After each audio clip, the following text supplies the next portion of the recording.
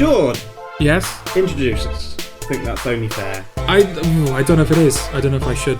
Because what we are referring to, listeners, is the Sonic the Hedgehog movie. Yeah. Now, I believe it was episode 6. I was going to re-listen to that episode just so I knew what was said back then, but I never got around to it. But that was recorded around about the time that the second trailer came out with the new redesign. Mm-hmm. So we were talking about that, and obviously I revealed that I was a lifelong Sonic fan, and I had many opinions on the film and what it might be and all that kind of stuff. So maybe, to be fair to the film, right, I should not be present for kind of like the beginning of this discussion. You two should sort of talk about the film first, I think. I hear you. My only counter would be, you said that you've got 6 pages of notes. I do. I have a 6-page Word document ready. I don't know, it would feel a little bit fruitless if Eddie and I just get everything we have to say out of the way and then let you take... Not necessarily say everything you have to say. I just think that we should have an opportunity... to be impartial. Yeah. Okay. We should have an opportunity to sort of judge this film... Right. Just as a film from people who have no baggage going into it, which is something that I just cannot do. Okay. I mean, I can sum it up in 3 words. He's got 6 pages. What are your 3 words? I fell asleep. Okay. Okay. You fell asleep at the climax as well, if I remember correctly. Yeah. Yeah. You watched the last 10 minutes while we were setting up the podcast. All right. I'll try and do the plot then. So, Sonic the Hedgehog, as a young hedgehog, is sent to Earth from his land, which is called... I don't know what it's called in the film. He's from Mobius. Mobius, okay. Planet Mobius. And he's sent to Earth with a bag of rings that if he ever needs to escape, he'll use the rings. Yeah. And so he's been living in isolation here on Earth, kind of watching humanity and sort of wanting to have friends and be a part of civilization. It's a lonely outcast. And in a fit of isolationist anger, he sprints around a little baseball pitch. Yeah. And kind of outs the electrical system of this town. Yes. Well, not just the beyond town. the town. Yeah. He lives in the town called Green Hills. Green Hills, yeah. Which I'm guessing is a level on Sonic the game. I think it's supposed to be a reference to the very first level, Green Hill, which you see in the film. That's the environment that he's in. Okay. And this obviously captures the attention of the US military. And they bring in Dr. Robotnik. They bring in Jim Carrey. Yes. Well, hang on now. Okay. This is the plot. They bring in Dr. Robotnik to find out who's done this. Yeah. Meanwhile, Sonic crosses paths with a small town cop. Tom Wachowski. Tom, yeah. Is it Wachowski or Wachowski? I think it's Wachowski. Oh, it might be Wachowski. Tom Wachowski. I think it's spelt the same. Okay. And the two set off for San Francisco. Yeah. Because Sonic has accidentally dropped his bag of rings through a portal to San Francisco. Yes. So it's kind of a road trip as they're being pursued by the government and Jim Carrey's character in particular. Yes. Yeah. That's the plot. Okay. Yeah. Where should we start? Well, I didn't notice an opinion at all during that plot. No, I'm reticent to give my opinion. Okay. So what? So we're going to break down each individual element, I guess. I suppose. What should we start with? We start with acting? I genuinely don't know where to start with this. All right, let's start with the acting. Okay. Ben Schwartz as the voice is good. Yeah. Is that all you have to say? Yeah, but it's... I'm letting you go first. We can't do it like this. Okay. We can't just not let you say anything. Right, okay. And then you just unload. Okay, well, this is the thing. I don't know... Basically, I know nothing about Sonic. Yeah, you're saying. So, I don't know what previous voices have been like. Right. Well, we alluded earlier to... I don't remember what it was. The gorilla. Rami Malek is the gorilla. We said that wasn't appropriate because it didn't fit a gorilla and it didn't contrast the gorilla. Yes. Does the voice fit Sonic or contrast Sonic? Like, how does the voice suit the character in your minds? I mean, it seems completely appropriate. Yeah. Okay. Yeah. I wouldn't say it seems wrong. Kind of a cocky sort of, Yeah. Yeah. It seems right. Yeah. No, I would completely agree. I mean, I was skeptical of Ben Schwartz casting at first. Yeah. But like, if they said tomorrow that he was the voice of Sonic from here on out, I'd be completely fine with it. Yeah. I was expecting to be annoyed by it. Okay. Yeah, not just because I suppose. Yeah. But I mean, I think that's one of the risks of the character in general. Yeah. I mean, Roger Craig Smith, who does the current voice in the games, I think he's a bit of like a Marmite. Like, he can annoy a lot of people very quickly. Okay. Like, his humor borders on, like, it relies on sort of riding that line between being annoying and being, like, cocky and fun. Right. Mm-hmm. But Ben Schwartz, no, I think it's like a nice sort of thing that he's done with the character. And I don't know how much of it is him and how much of it is the script. We'll get into the script at some point, I'm sure. Because it's not quite the characters from the game. He seems like a bit younger here. He seems a bit more like, not naive, but in the game, Sonic is like very kind of like sure of himself and sort of, you know, not full of himself, but kind of like, you know, oh, I know what I'm doing. I've done this 1,000 times before. I'm confident. I'm a bit cocky, but I'm, you know. Whereas this Sonic feels a bit more kind of scattershot and kind of younger and sort of like, he's less sure of himself and what he's doing. Yeah, the big thing for the character in the film is he just wants friends. Yes.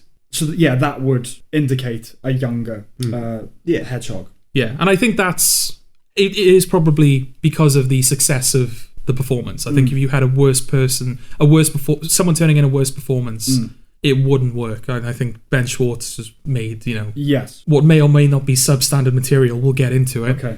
But he's made that work, I think. Definitely. Okay. Yes, Ben Schwartz is good. Yes. James Marsden Does the job. He quits himself tolerably. Yeah. I was surprised. Yeah. Yeah, because he's, you know, we'll get into it. Well, let's get into it. Okay. Yeah. No, he's completely pointless. He's a fairly average utterly actor. pointless. I'm talking about like in terms of the script. There is no need for that. That character's function could be served if someone gave Sonic a map, basically. No. Yeah. No. What does he do in the film other than drive him to San Francisco? He becomes his first friend. And powers him up. That is the purpose of that character. Okay. The purpose of No, I'm talking about his like actual like immediate function within the story. Because yes, you need a character. You need if the story is about Sonic finding a friend, obviously you need a person for him to befriend. Yeah, and it's the person he's watching consistently. So what? Well, it's a road trip movie. Why you is need Tom? at least no, two the question people. is why is Tom the right person for this? Why couldn't it be Maddie? Why couldn't it be the little kid? Why is Tom the person that they've chosen to become his best friend? Because he's the donut lord. What do you mean? I don't know what you mean. It's got to be human, hasn't it? It's got to be a human, right? It's got to be It's got to be someone that sort of knows what they're doing. Yes. It's got to be someone that can ultimately look after Sonic, which is what he ends up doing. Yes. Because, Sonic is a child. They give him a room in the house at the very end. Yeah. A cop makes sense. And it's someone that can be suspected as being part of this blackout. Okay. But I don't understand what makes Tom the right person for the job and not any other human. But I really don't know where you're coming from. Who would be... It just has to be a person, doesn't it? So who would be better suited? But surely the good thing to do, right, as a writer, would not only just put in a human because there needs to be a human in there, but sort of anchor them in the story, like make them necessary to the story, and then through their necessity, they end up forming a relationship with Sonic.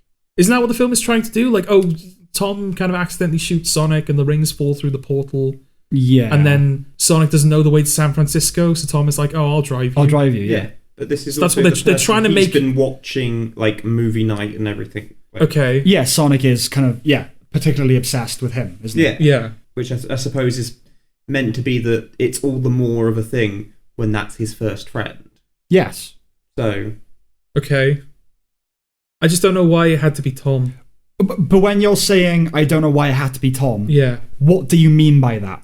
As in, there were other characters in the film it could have been? No. Are you basically saying that any person would do? When you say that, like, the function of that, the purpose of that character is that Sonic needs to make a friend by the end of the film. Right, okay. Are you basically saying, like, oh, any character would do? No, I'm saying... Tom just happens to be the guy that's filling that role. But in a world of what? What are you comparing it to? In a world of good writing. Create a character right now that is more suited to it than Tom. Well, no, because when you say, why does it have to be Tom? I sort of don't know how to answer you. Okay. Are you asking me to go back to to the scripting Am stage? I on the right track by saying that we shouldn't just put in a character because we need a character? We should put in a character that's, like, important to this story. Right.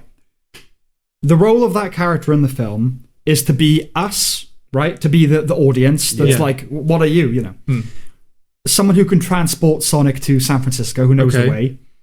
someone who's kind of capable, is an adult, you know, Yeah.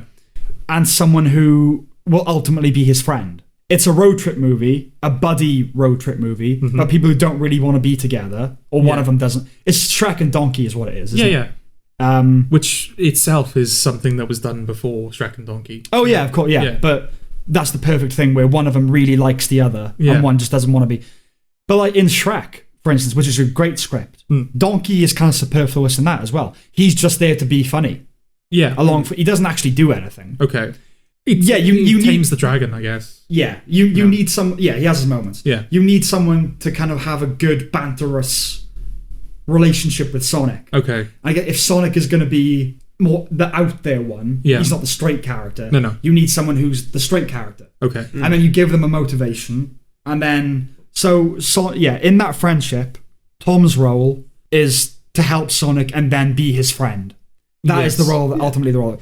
So Tom's big ambition is that he wants to be a cop in, is it San Francisco? Yeah, San Francisco. He wants to be somewhere where it's kind of there's stuff happening, rather than the quiet little town that he lives in. And Sonic's role is to completely beat that ambition out of him. I was thinking that, like, he wants to go out and do something important, and then Sonic has to be like, no, I don't have any friends. Was I wrong for, like, at the end when Tom says, like, you know what? I'm going to stay here. Yes, totally. I think, what was the note I made? I said something like, let's have a look. Yeah, Tom's role is to be a friend, and Sonic's is to stifle ambition. Yeah. He's like, I want to go be a cop in San Francisco where, like, I can make a difference, I guess. Yeah. And Sonic just says, no, you should just be content in the life you have. Yeah. Just settle. Yeah. That was a bit weird. Yeah. And I don't know if that's just, like, is that a thing that kids films regularly do, and it just so happens that in this context it feels wrong? Because it does feel wrong.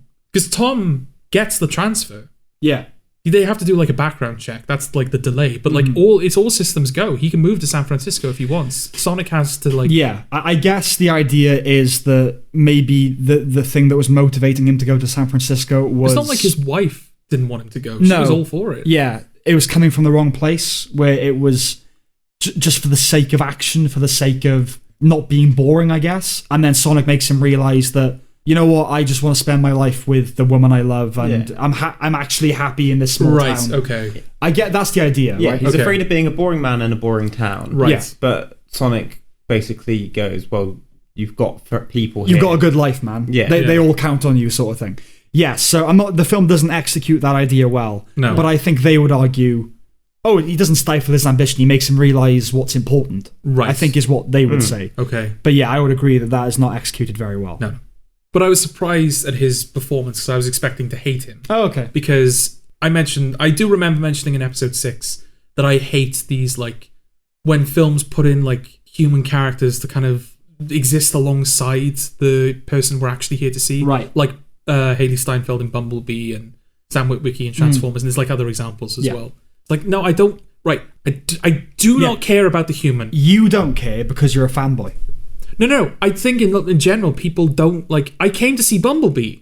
Why do I have to watch Haley Steinfeld? The impulse... I don't want to experience Bumblebee through Haley Steinfeld. I want to experience Bumblebee. Yeah, but because you're a fan of that. The impulse that drives studio executives comes from an accurate reading of the public, which is most people who are going to see these films need someone to connect them to the story. And their view is that if it's a human, it's easier to connect. I'm not saying it's totally accurate, but it kind of is. Lego Movie didn't have that, though.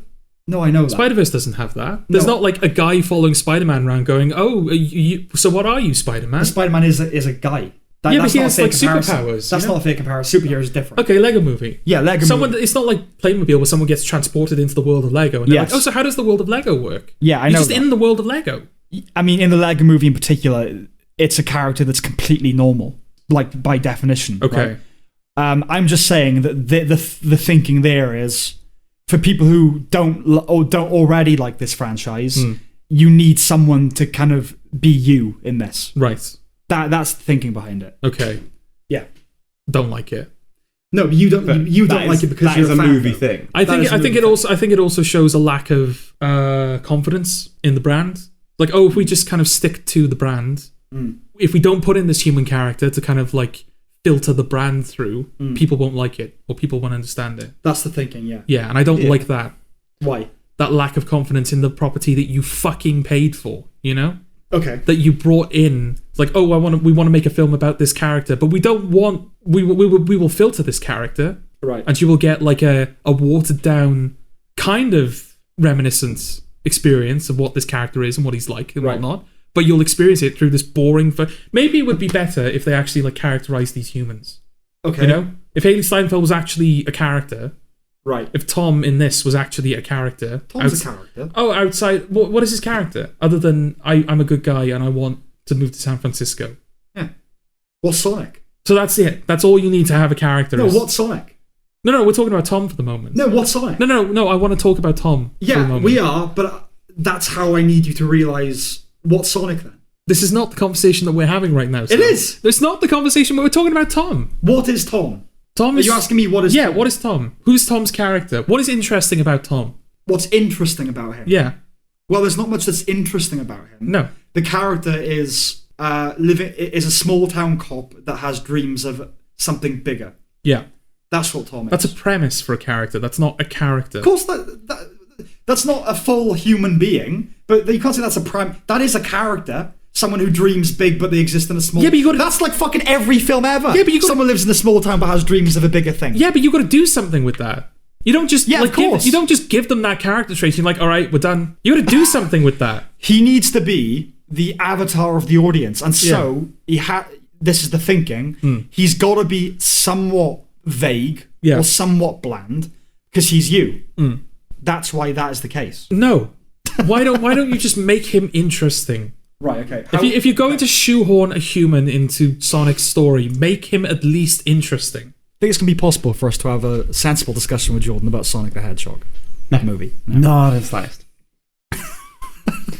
Okay, I'll tie my clothes to the mast here then. Okay. It's pretty good.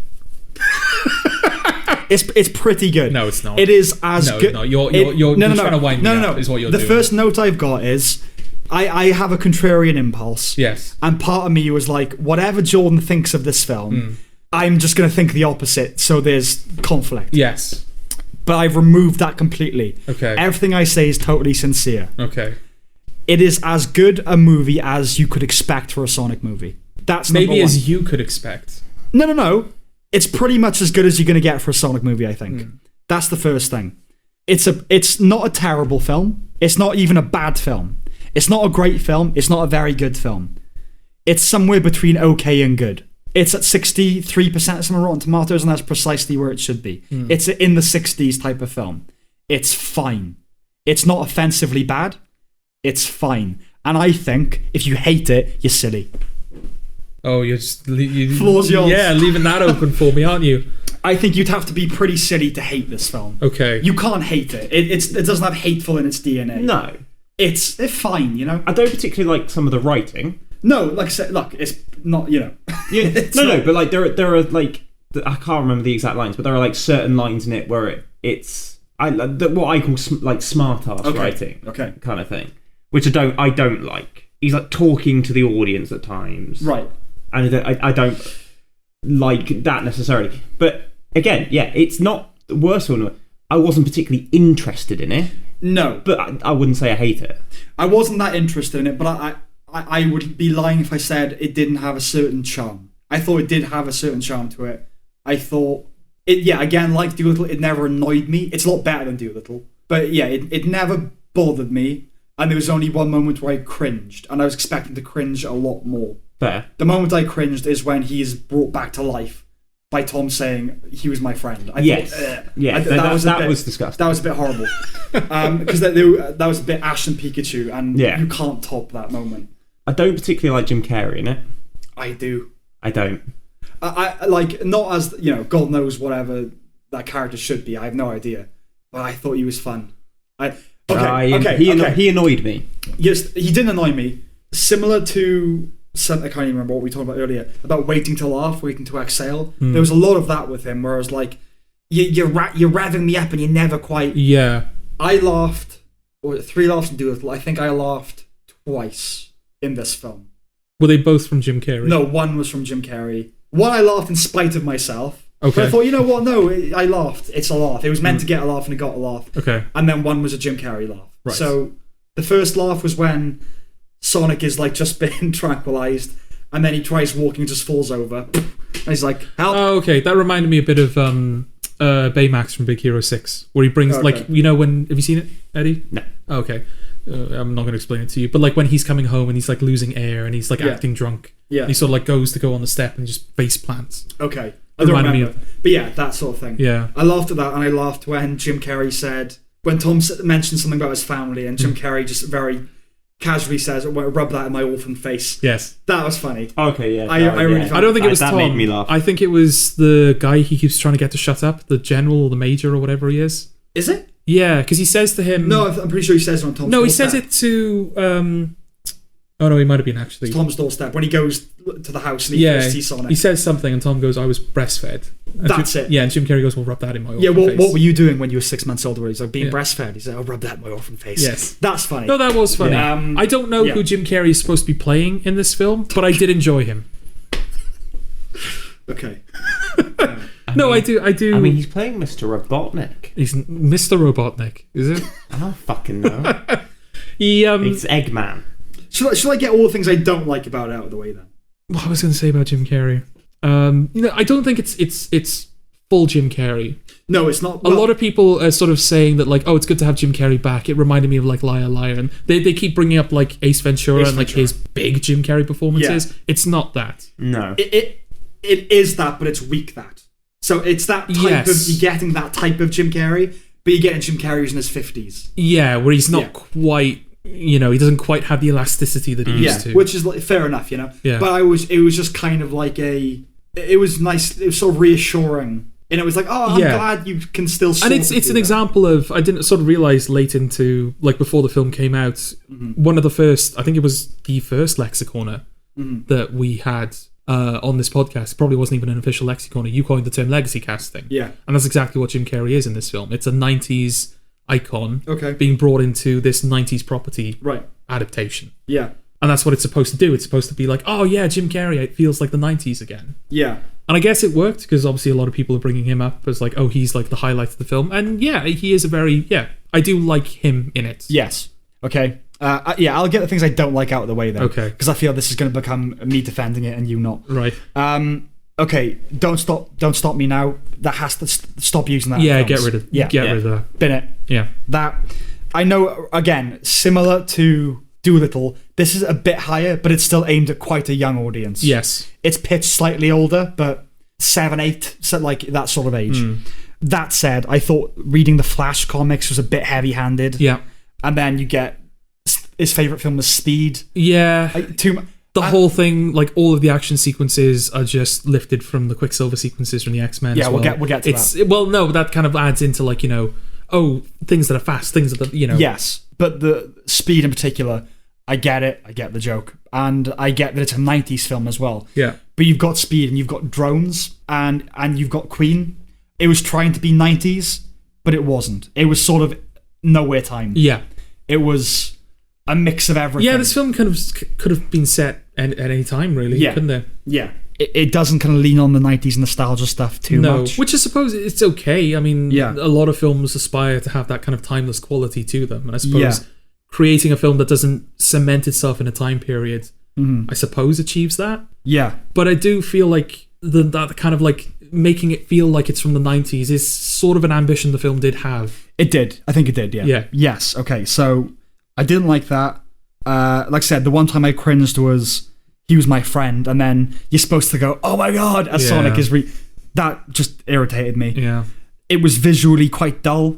Yeah, but I think it's the same problem as like Marvel films, particularly like the Spider-Man films. I remember hearing a lot, like one criticism I heard of Spider-Man Far From Home is during the CGI filled sequences, the camera is quite kinetic. Yeah. And dynamic, and it's like flying through things, and you've got that sequence with Mysterio where it's almost like a trip sequence in a way. Yeah.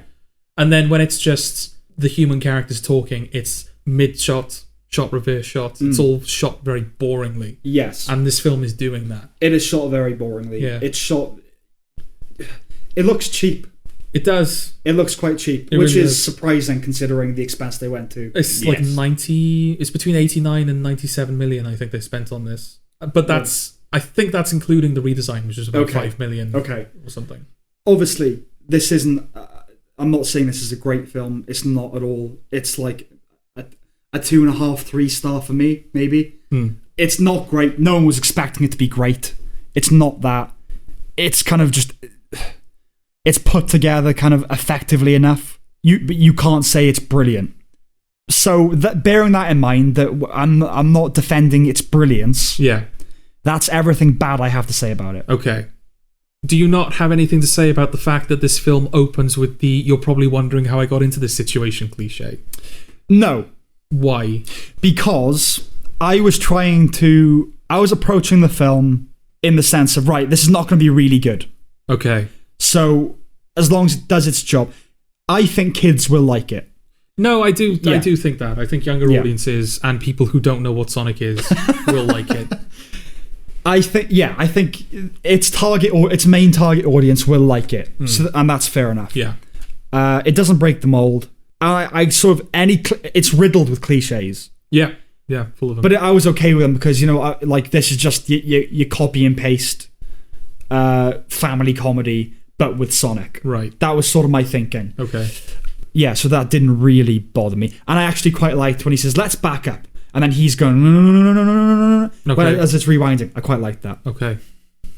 It's just that Deadpool humor again, isn't it? It's the same fucking thing every single film. The thing is, right, because the whole point of that humor, other than like the, aren't we being clever because we're breaking the fourth wall and being meta? Yeah. The kind of like, the appeal of that humor is that it's in the moment, isn't it? It's impromptu. You're improvising.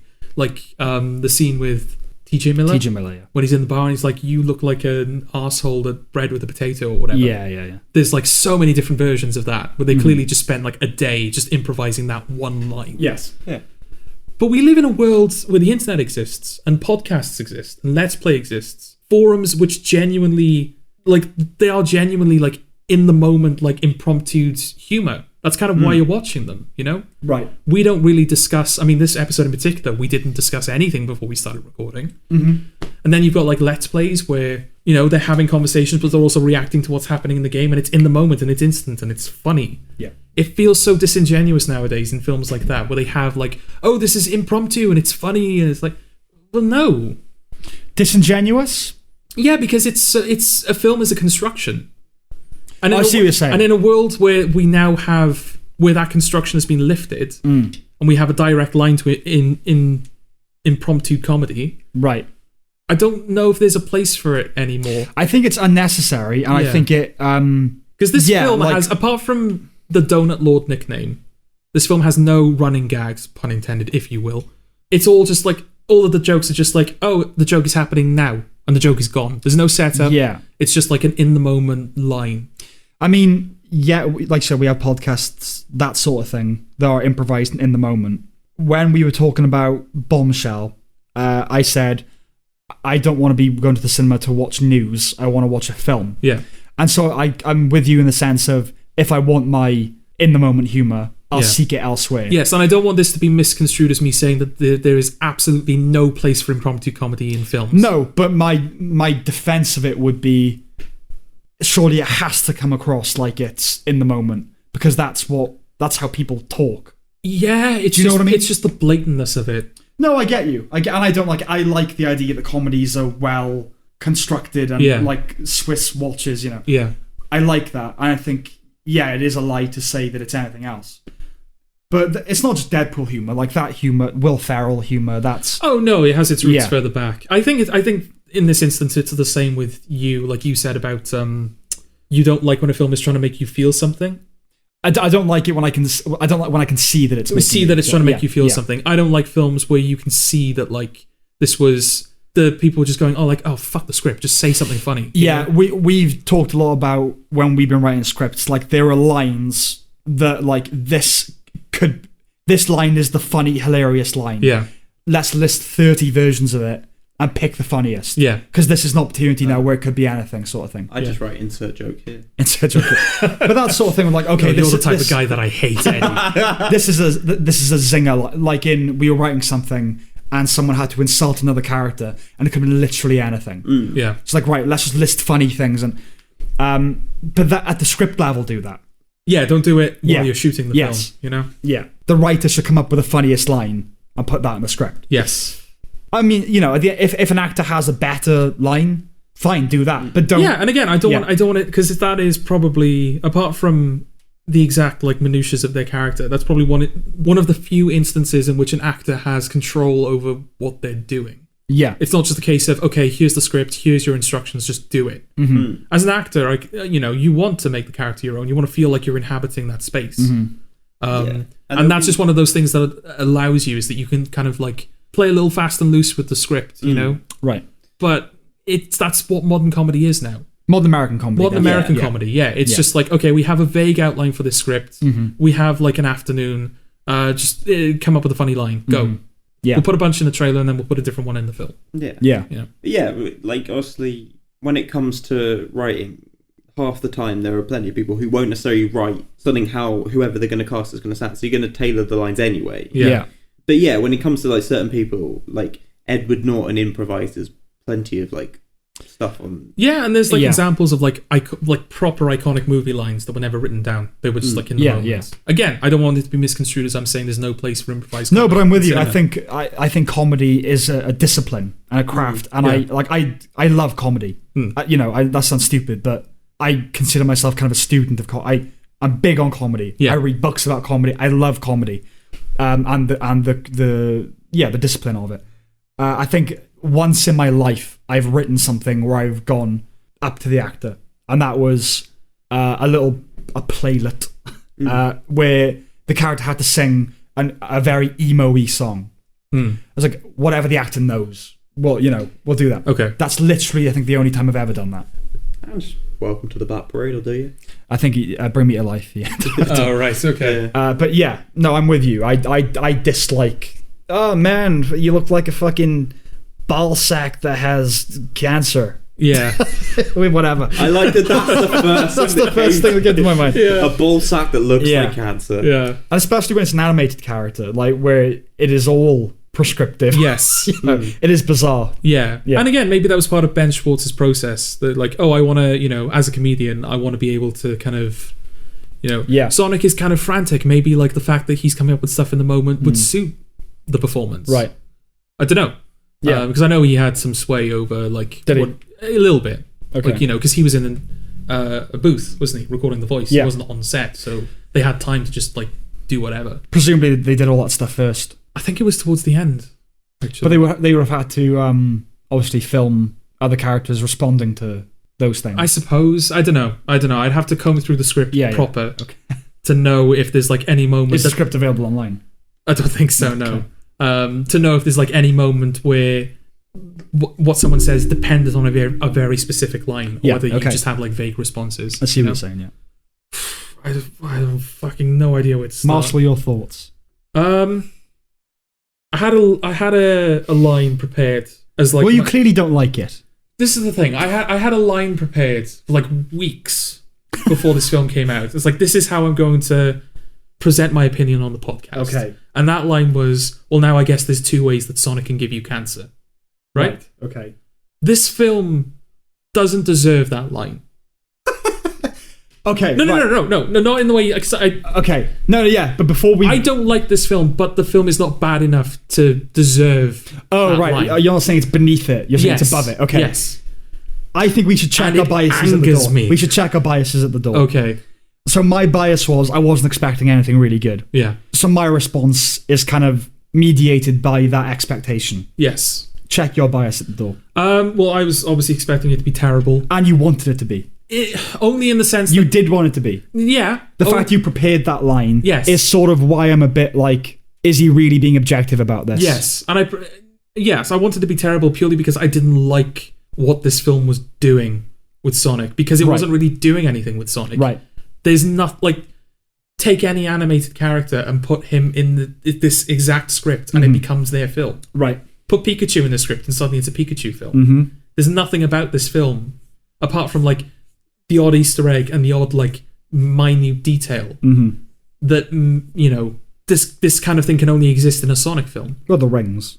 Yeah, but just change that for like a Pokemon equivalent. You know? You can do that for anything though. But it's just such a basic like template script. Yes. That you just put this character in. And there's even a moment in the film where they disable his speed powers, or they nerf him, so that, and this is kind of what I meant earlier about Tom being necessary to the story. Sonic can't just run to San Francisco.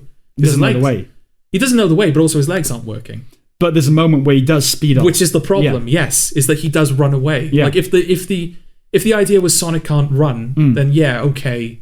It's stupid that you've taken away his speed just so he can sit in a car and make jokes at James Marsden. Right. But at least that's something. But they give him his speed back. I think that's better. So it's literally just the fact that he doesn't know where he's going. But I think that's okay, though. Why? Because if you did strip the character of his abilities entirely, it would be completely... what is the point of this? Yeah. It's Sonic. Yeah. He's fast, that's his thing. Yeah. So I think it's perfectly... There's no need for any other character in the film if he just knows where he's going all the time. Right. So I think it's okay that he needs a guide to get somewhere. And obviously he can't just run off. Yeah. And he still does his Sonic thing. Only in the context of this film. What do you mean? That's okay only if you're telling this story. Well, yeah. That's the story it's telling. Well, that's one of my problems with the film, is that this is the story it's telling. Okay. Right. But yes, if we're talking about in terms of the story this film is telling, then I guess it's nicer that he doesn't know where he's going, and that's why he's sticking with Tom, rather than the fact that he physically can't achieve what he needs to achieve. Right. Okay. Because maybe you can that's an indication that Sonic is that he's warm to Tom and that he's trying to be his friend. The fact that he can't just run away. Right. Sorry, no, the fact that he can just run away. When we were talking about El Camino? Yeah. I said, if it's bad, I will just... It means nothing. I will detach it from the membrane of Breaking Bad in my head. Yes. Can you do that with Sonic? In the sense of, do you have the detachment to be able to see it for what it really is? Well, I just said that I had that opening line prepared, and now I'm aware that I can't use it. Okay. Yes, I'm aware that this film is not terrible. It's a terrible Sonic film, but it's not a terrible film. Right. I'm only talking because I knew that it was going to be met with mockery or whatever not mockery. I just think I knew that my passion would be you'd be slapping that down. It's a bit silly. It's a bit silly in the context of this film. And I would have been willing to not do this. I would have been willing to not be the passionate Sonic fan who's like, this is not the character I know. This is not. You've not done justice or whatever. I was willing to say, but the fact that one of the biggest compliments this film is getting is that it's a love letter to the fans is what is pushing me on. I think I find it funny that you can get so annoyed by it. Okay. Because I don't have that degree of fandom for anything. Yeah. And if... Maybe this is why I don't care, because people only have a certain bandwidth of caring, and most of that bandwidth is just dedicated to Sonic. Which is why I'm so apathetic the rest of the time. Fair. Yeah. True fanboy.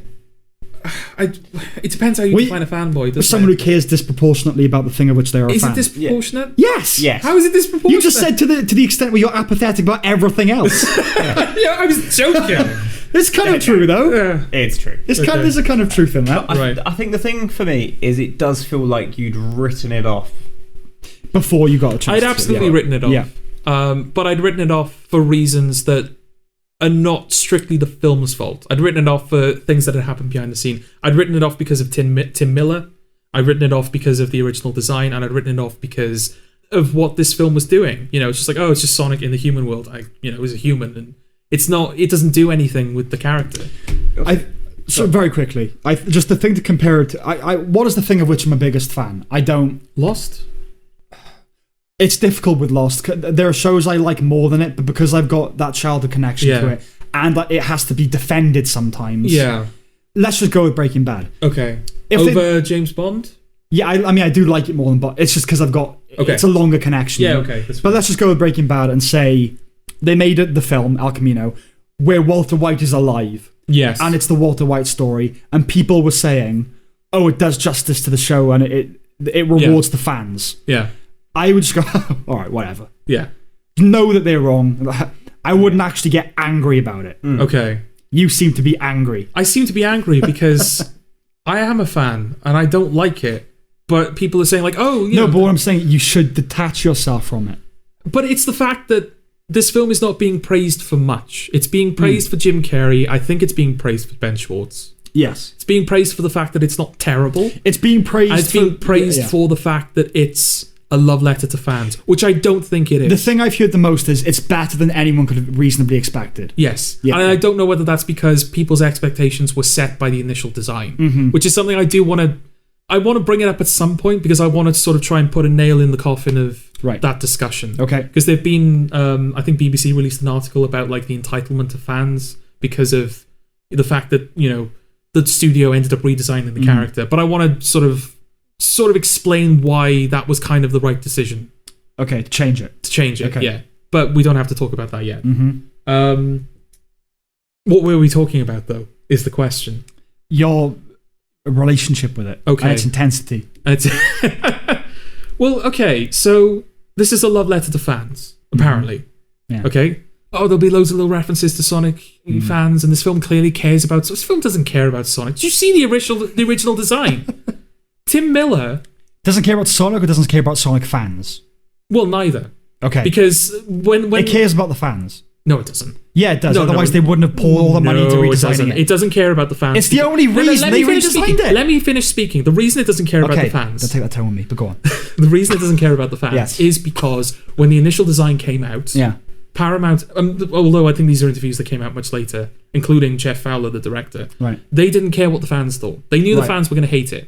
We don't care what the fans think. This is the design we're going with. Right. It's released. The public hated it. Right. And Paramount went, oh shit, the public hate it. They're the people we were trying to get to go see this film. Right. Okay. If Tim Miller gave a shit about Sonic, then he wouldn't have gone, I'm going to completely redesign the character and sort of misunderstand the practicality of the design. Right. To the point where it's going to look hideous. Right. And it's going to ruin certain aspects of the character. Right. Physical aspects of the character. Yeah. If he cared about the fans, he wouldn't have done that. They would have either used a more faithful design from the beginning, or they would have they wouldn't have made it necessary to make Sonic look more quote-unquote realistic. Right. They would have had respect for the original design and gone, well, that's what Sonic looks like. Right. That's what we're going with. Right. You know? I guess we'll talk about the redesign because I'm sort of like circling it a little bit. I think there's a difference between doing a disservice to something and not caring. Okay. I think you can't possibly know whether they cared about Sonic. No, maybe that is a little presumptuous. I'm sure that he wanted to make a good Sonic film for Sonic fans. Okay. I'm sure that was... Whether he did that or not is in the eye of the beholder, I guess. Yes. But I think to say that he didn't care is an assumption. Okay. Well, yeah, let's talk about the design briefly then. Yes, I've seen people say that fans are entitled, and I've seen people... Well, they are, George. Let me finish. Yeah. I've seen people say that fans are entitled, and I've seen people bring up the redesign. It's like, oh, people were angry because he didn't look like he did with the games. And it has that sense that... It's said with that air of kind of like, oh, fucking grow up, you know? I want to insert another bias of mine into this. This is what I wanted to bring up. My, I suppose, bias as well is that I hate gamers. Okay. I think gamers are entitled snobs. Okay. Yeah. Too protective of the brand. Okay. Juvenile. Yes. And I do think, like they said, I do think, broadly speaking, there's an entitlement there. Okay. And a snarkiness. Okay. So I'm also rallying against that. So that's another bias. I wouldn't completely disagree with you, but I think it's a case of, again, we mentioned earlier in terms of Parasite, in terms of there are people who hold what are commonly seen as right-wing opinions that are somewhat justified. Mm-hmm. Those same people are saying, oh, Parasite only won because Oscars are woke. Yeah. And it sort of invalidates the kind of justified opinions that they have. Yeah. I think it's another, like, okay. I'm not going to rule out the possibility that there are genuinely people who are like, oh, if Sonic looks different, fuck that. Because people have moaned about the fact that his arms have changed colour between like different adaptations within the game universe we're talking about now. So there is entitlement there amongst some people. But so Sonic is like a fast character. He's also a video game character. Like Sonic has, you're familiar with what Sonic looks like in the games, right? Yeah. Yeah. He's a blue hedgehog. He's a blue hedgehog. He has a big head. He has big white hands. He has big feet with big red shoes, right? The benefit of that design, the benefit of that having like, what would you call them? Not limbs, because the limbs are the arms. What would you call hands and feet? Just appendages. Appendages. Yeah. The advantage of having like massive appendages is that when Sonic is moving... Sorry, go on. Did you just trap me with innuendo? That's a little bit. Okay. Go on. Yeah. Right. The benefit of having large hands and feet. Yes. And heads. You want to say about large feet? I'll choose. Go on. Is that you can always read those points when the character is in motion. Right. You can always see his big hands, you can always see his big feet when they're moving really, really quickly. Right. So you can always read the outline of that character, which is beneficial for a character that moves quickly, and it's also beneficial for a video game character because you need to see what you're controlling, and he needs to stand out from the environment, right? One of the first things the redesign does is it shrinks down his hands, shrinks down his shoes, beefs up his limbs. Right. Therefore, it becomes a lot harder to read that design. Okay? Another thing that it does is it got rid of Sonic's iconic mono eye. Right. So he has this big, like, almost like Mickey Mouse, like old Disney, where they did like that rubber hose animation. It was just like these big, exaggerated eyes. And he has a big ridged brow. Now, obviously, the human faces, they're very like complicated and nuanced. You have like brows, you have eyes, you have eyelids, you have nostrils, you have like all of these different points that can like flare and contort and adjust to give off like body language, right? Which is something that like in animation, you know, you're moving these kind of features a lot. By condensing it all into like this big brow over these like big exaggerated eyes, you can read his emotions like instantly. Right. And you can, granted you're somewhat limited, I guess, in that you can only give off like broad emotions, but for a character as kind of like exaggerated as Sonic, that's completely fine. Right. The redesign got rid of that brow, and it got rid of his eyes. So he has like two small human eyes. Now the argument could be that, I don't know, maybe the fact that he's got human eyes now means that he can like give off more nuanced emotion. But his face is still like, his nose and his mouth are still like crushed into the bottom quarter of his face. Right. Basically, that redesign got rid of these elements that were kind of crucial to making Sonic practical. Right. And it also didn't help that the resulting design was hideous as well. It was genuinely like, oh god, what the hell is that? That's why I think people were somewhat justified in complaining about the design, and that's why I think it was sort of good that the design was changed, because the new design kind of, it doesn't like, it's not faithful to the games, but it sort of it increases the size of his hands and his feet, so you get that back. So it's like, I can actually see Sonic's outline again. And it keeps the separated eyes, but it brings back a defined brow. It's like, he can emote again like he used to. So it shows that like you can change the character's design without ruining him, and you don't have to rigidly stick to the one design that we have. But the initial design was just bad. And I guess this was just my attempt to say to people like, okay, before you write people off as entitled, let's at least understand why that design was bad, other than, it doesn't look like Sonic. No, I'm totally with you. And I think fans have the right to complain if they don't like what's been presented. Yeah, all well and good. This is terrible, blah, blah, blah, blah. I'm not saying that's entitlement necessarily. And I don't think them redesigning it is rewarding entitlement. They're two distinct things for me. Yeah, because as they've willingly said, if the fans didn't like it, but the public did, we wouldn't have changed anything. Okay. It's the fact that the public hated it as well that made us go, oh shit, we should probably... And probably Sega were like, you can't do this. We've got so much negativity because of this. You need to change this now. Right. That's probably part of it as well. I mean, people were bringing up like, artistic integrity, which a big Paramount studio film is probably the wrong forum to bring up the phrase artistic integrity. Yeah. But I suppose there is like a discussion to be had about how influential should an audience be in a film's production process. Yeah, and this obviously goes beyond gamers and fans. Yeah. I'm big on you create the thing and you send it out there. Yeah. It's not negotiation. If it's shit, it's shit. You know? Yeah. Simple as. I think artistic integrity, just integrity. Yeah. Like, never mind putting the qualifier artistic before it. If that's the way they designed it, they fucked up. They did. They've got to live with the consequences. And I think, would you at least both agree that this film would have been significantly worse if the original design had remained? No, because crucially, I don't care about that stuff. No, neither do I. No, but this film does kind of depend on you liking Sonic and you sort of finding him cute, I think. I never found it like, because there's just, people have said, it's uncanny because there are human qualities to it. Yes. I never found that. I was never like, oh, God. It was just, that doesn't really look like Sonic. I mean, this is the thing. I wouldn't have watched it if we didn't do this podcast. Oh, yeah, same, But if it's a case of, there are two versions of the film. There's one with the first design and one with the second design. Yeah. Sam picked one. I picked the second. Yeah. But I don't think my response to the film would have changed at all. Okay. If he looked the same as he did, the way he did the first time around. Okay. But yes, I hope that at the very least people will listen to what I just said and go like, okay, at least I understand why the redesign was a good thing, in the sense that I understand what was bad about the original design. All the stuff you outlined about the practical aspects of the design. Yeah. Do you think that is genuinely what's fueling most people's response to the first design? It's like, listen, guys, on a practical level, look, the eyes need to be here. Yeah. Or is it, he doesn't look like Sonic? Which do you genuinely think is the I think both majority? apply, definitely. But like I said, I've seen examples of fans lash out against the most trivial of details about that character. So I can't. Yeah. I can't honestly rule out entitlement. Yes. But I also think that, like, even if this is not something people can directly articulate or maybe not even be aware of, I do think they look at Sonic and go, that's not right. It's not right. Okay. There's something wrong about it. Okay. Because they keep the quills, they keep the colour. He was wearing different shoes, but they kept the shoe. The shoes I was fine with, I suppose.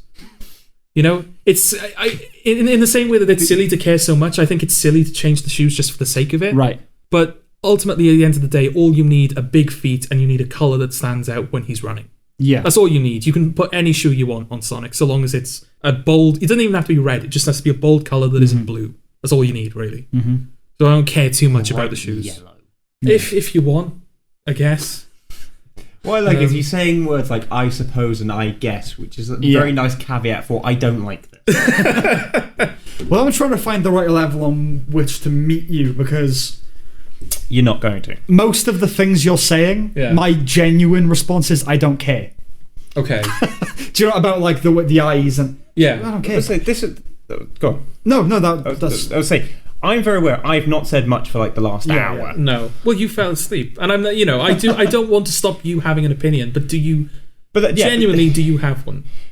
For me, it was just like, as I say, I didn't hate it. It was fine. It's a nothing movie to me. Yeah. I would, fair. You know, I wouldn't watch it again. The fact that I didn't make it through it once, kind of said everything of, this is not a film that's going to interest me. Nah. Like, that is my genuine opinion. Yeah. Yeah, that's basically my opinion as well, which is it's fine. I suppose my question to you would be, given that you don't particularly like the fact that it's like on Earth and he's with humans, well, what would you have done instead?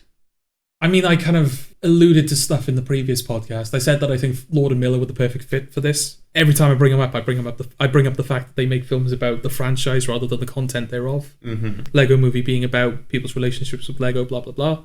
And I think that one of the more interesting aspects of Sonic is the journey that franchise has gone on and it continues to go on. So to make a film that kind of incorporates elements of that might be interesting. Yeah. Obviously, I have my own ideas as to what I would want to do with the character, but I just like... There are even like games that are set on Earth. You know, there are even games in which Sonic is interacting with humans, but they're not, you know, it's not just this template like, oh, Sonic he needs to go to a place, James Marsden will sit next to him in a car, will do whatever humor is popular at the time, there'll be a scene where he like saves his life, and it's just so... But, you know, there's just... I mean, Sonic's lore is insane, right? And I'm not saying that, like, you have to adapt all of it at once, or you even have to, like, adapt... You even have to be faithful to, like, any particular game. You can take components of it and go, okay, is there anything we can do with this? Don't just, like, take the character and the brand recognition and drop it into just whatever fucking script is on your table at the moment, you know? Right. Well, I'm just angry. I'm just angry at this film. I know, and that's sort of where I think it's silly. I think I really do think it's silly. Well, that film to inspire anger is just dumb.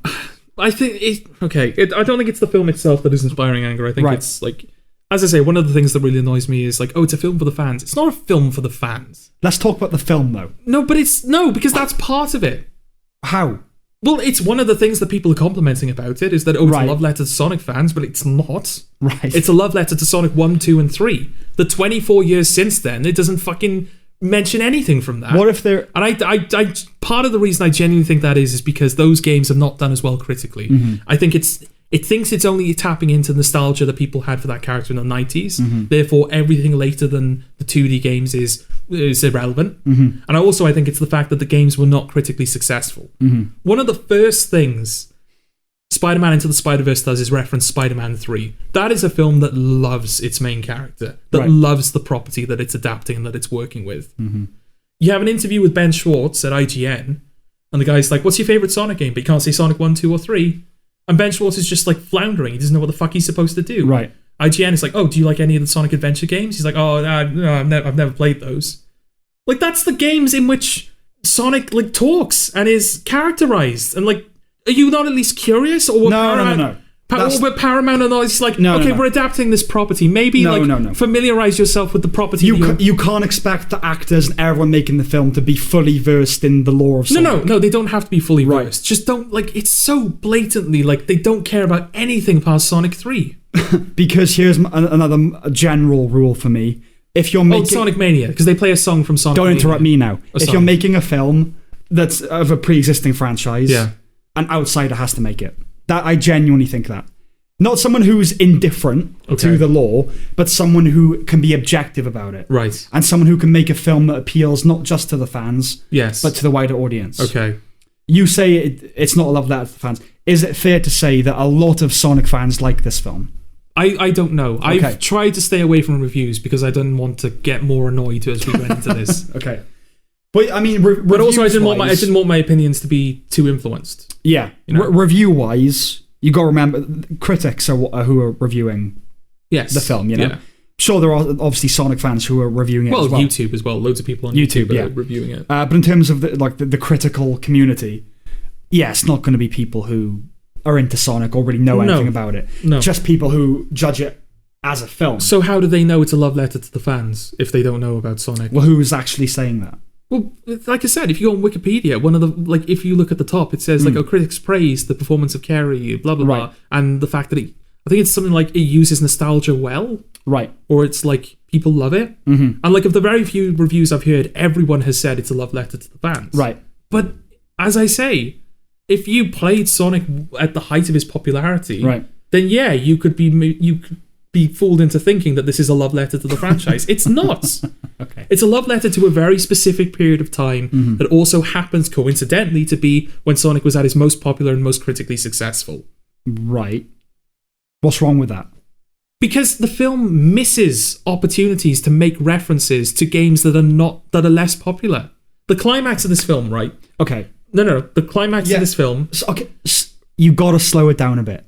You got to calm down a little. No, it's a Sonic. I know. Sonic pun, I know. Sonic. You've got fast speed. You got to chill out. Okay. You got to chill out. Because you're getting angry when I'm interrupting you, and I'm getting annoyed when you're interrupting me. Right. So let's chill out a little bit. Okay.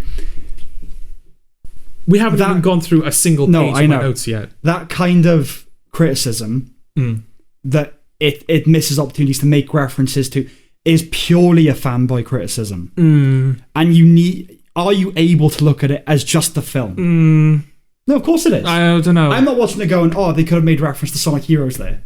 Why didn't they fucking make reference to Sonic Heroes? Because it's the climax of the film, right? Yeah. Takes place in San Francisco. Yes. Now, I understand that you may think that this informs your point slightly. Because I'm sure if I were to ask you the question, do either of you know of City Escape, you would say no. You'd be correct. Yes. City Escape is the first level of Sonic Adventure 2, which is based on San Francisco, right? It's one of the most iconic levels in Sonic history. No exaggeration. It's one of the, so many people, it's one, when people talk about, what they remember about Sonic, that's one of the things people always bring up. I remember Green Hill from Sonic 1. I remember City Escape from Sonic Adventure 2. Things like that, right? The end of the level, you have a semi-truck chasing Sonic down the streets of San Francisco, right? There's a semi-truck in this film. Right. Sonic goes to San Francisco. City Escape also just so happens to have one of the most iconic pieces of music in the franchise, right? Right. The music isn't referenced. They don't use the semi-truck in the action sequence. They go to the flattest part of San Francisco I've ever fucking seen. Right. You're just missing, yes, to a general audience, this means nothing. Yeah. But to the fans, to the people you supposedly care about, and to the people to whom this film supposedly is doing justice to, they're just going to look at that and go, well, you just missed the most blatant, the easiest reference you could have made. But what do you think of the film? I didn't like the film. Partially informed by this stuff. Yes. But it's just, there's so many, even if I'm right, even if they were only referencing Sonic 1 and 2 and 3 and Mania as well, because that did well. They even miss references that you could have made to Sonic 1. The Green Hills sign, right? To Green Hills, Montana. Mm-hmm. Says at the bottom, population 1981. Right. Well, the first Sonic game was in 1991. Right. 1981 was the first Mario game. Mm-hmm. Do you know, like, that's a reference, right? You do that. You put 1991 on the sign, so, you know, fucking screen person can make, like, a top 10 things you didn't see in the Sonic movie. Right. 1991 is the first year. It's also the population of Green Hills. Like, I don't understand why this is such a, like... I don't understand why people are treating this as if it's like, oh, it's such a great thing, but it's not. Right. Is any of this performative? What do you mean? This. Oh, what I'm doing right now? No, I don't know. There is genuine frustration behind this. It's kind of a form-breaking conversation in a way. Okay. Because this is an interesting little kind of man behind the curtain of podcasting. Fuck it. All form has gone out the window now. Okay. I'm thinking, right, do I just meet Jordan on his level? Mm. Do I kind of prod him to irritate him more? Right. What should my how should I respond to this? Well, I don't need prodding, if that's what you No, I know that. About. So I'm trying to think of just taking the listener behind the scenes of okay. It's just going to be genuine now. Like, as if we weren't on a podcast. Yeah. And you were just saying this to me. Well, I don't know. I'd like to think that in most... obviously, there's some artifice in that we're sitting with microphones and we're like, oh, we're having a conversation. I'm not saying usually. But I like it's to think that we're structured. genuinely like, you know, we're three guys chatting about stuff. You know? Yeah, of course. Chatting about things we would chat about It's anyway. not beyond the realm of how we usually converse. Mm. But again, I'm trying to find the level of when, realistically, everything you're saying to me, and I know it's not ideal, but it's a mental shrug. Okay. Like, yeah. I don't care, you know? Yes. Or meeting you on the level of like, okay, but. So it's very difficult. Okay. I don't know. Honest podcast or entertaining podcast? Shall I carry on and hopefully the answer will reveal itself? But in which case, I'm just going to talk to you as I would if we weren't recording. Okay. And basically tell you to calm the fuck down if I think you're getting too angry. Okay. So yeah, that's my... I'm just here to enjoy. Oh yeah, please. I genuinely don't want to drown you out, Eddie, if you do have something to say about any of this. Well, this is the thing. I don't really, so it's quite fun just to hear you two go at it. I'm not going to lie. I know, but I've just thought, like, there was an episode where I was sat, like, just eating whatever, or popcorn or whatever. Yeah. I think it was the cook breakfast argument, yes, it was. From the Halloween episode we did. For anyone who is listening, I can't tell you enough how much fun it is genuinely to hear this. And obviously, I hear this off mic as well.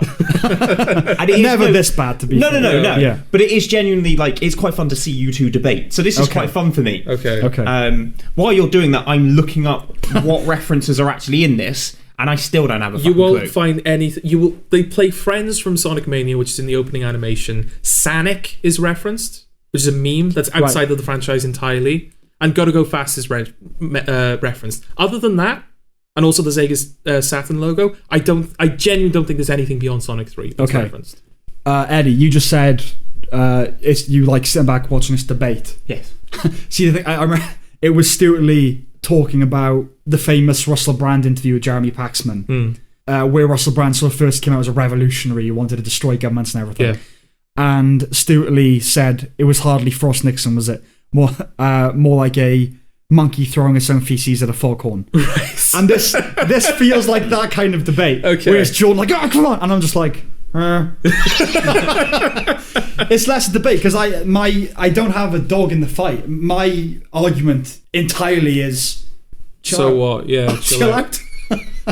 Go on, carry on. But yeah, like I said, that's what annoys me is the... I'm gonna go get some snack so when I can just like rest. Okay. When you can't eat on mic. Remember that. Yeah, it's not a love letter to fans. I genuinely don't see how it is. How you can how you have 29 years of history and you reference 3 of them, if that, you know? Now that I've taken a moment away from the podcast. Yeah. That second. I just think I want to apologise to you. Okay. Because I think this has gotten heated. Yes. Yeah. Yes, it has. And I think we should mediate our behaviour. Okay. Let's just chill out, man. Okay. All right. I will try. Right. I will try. I shake my hand. Okay, I'm shaking. I trust this audience. We are shaking. Got genuine moments in podcasts. It's like that episode of Mark Maron where Louis C.K. starts talking about the birth of his kids and starts crying. Sure, it's like that. I'm sure that's a thing that comparable. Yeah. Oh, I have so many. I'm just jumping about. I don't even know what notes I'm reading. Okay. Right. There is one more point. Okay. About the first piece of trivia that I saw on the Sonic Wiki article, so Wiki fandom article, whatever it is, the thing that not Wikipedia, Wikia, the one that goes into proper detail. First piece of trivia I saw is that Yuji Naka, who was the father of Sonic, basically. I'm not quite sure if he was the one who came up with the final design, but he was instrumental in getting that game produced and made at Sega. He was supposed to make a cameo appearance in this film. Right. But, hang on, I've written it, I've quoted it. Yuji Naka was originally supposed to appear in this film as an extra, but was forgotten during production. That's amazing. That's funny. Now you tell me that this is a film for the fans. If they fucking forgot Yuji Naka... I don't think the two things are connected. Do you know what film put the creator of a video game character that it features in it? Pixels. Yes. Pixels had the fucking decency to put in the guy who made Pac-Man. But the Sonic movie, which apparently is all for the fans, nah. Yuji Naka, I don't know.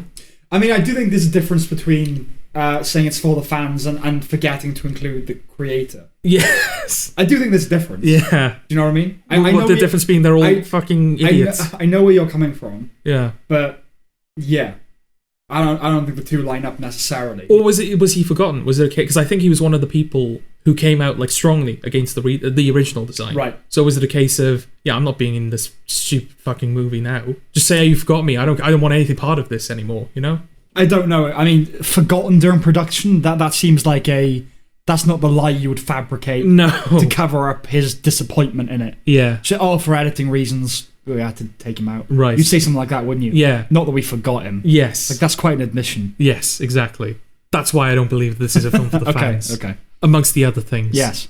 Okay, I'm going to try and bring it back to the film that we have as opposed to, what could have been. Okay, so the one Eggman finds one of Sonic's quills in Tom's house. Right? This kind of kickstarts his awareness/interest in Sonic because he gets the quill and he starts testing it for power, right?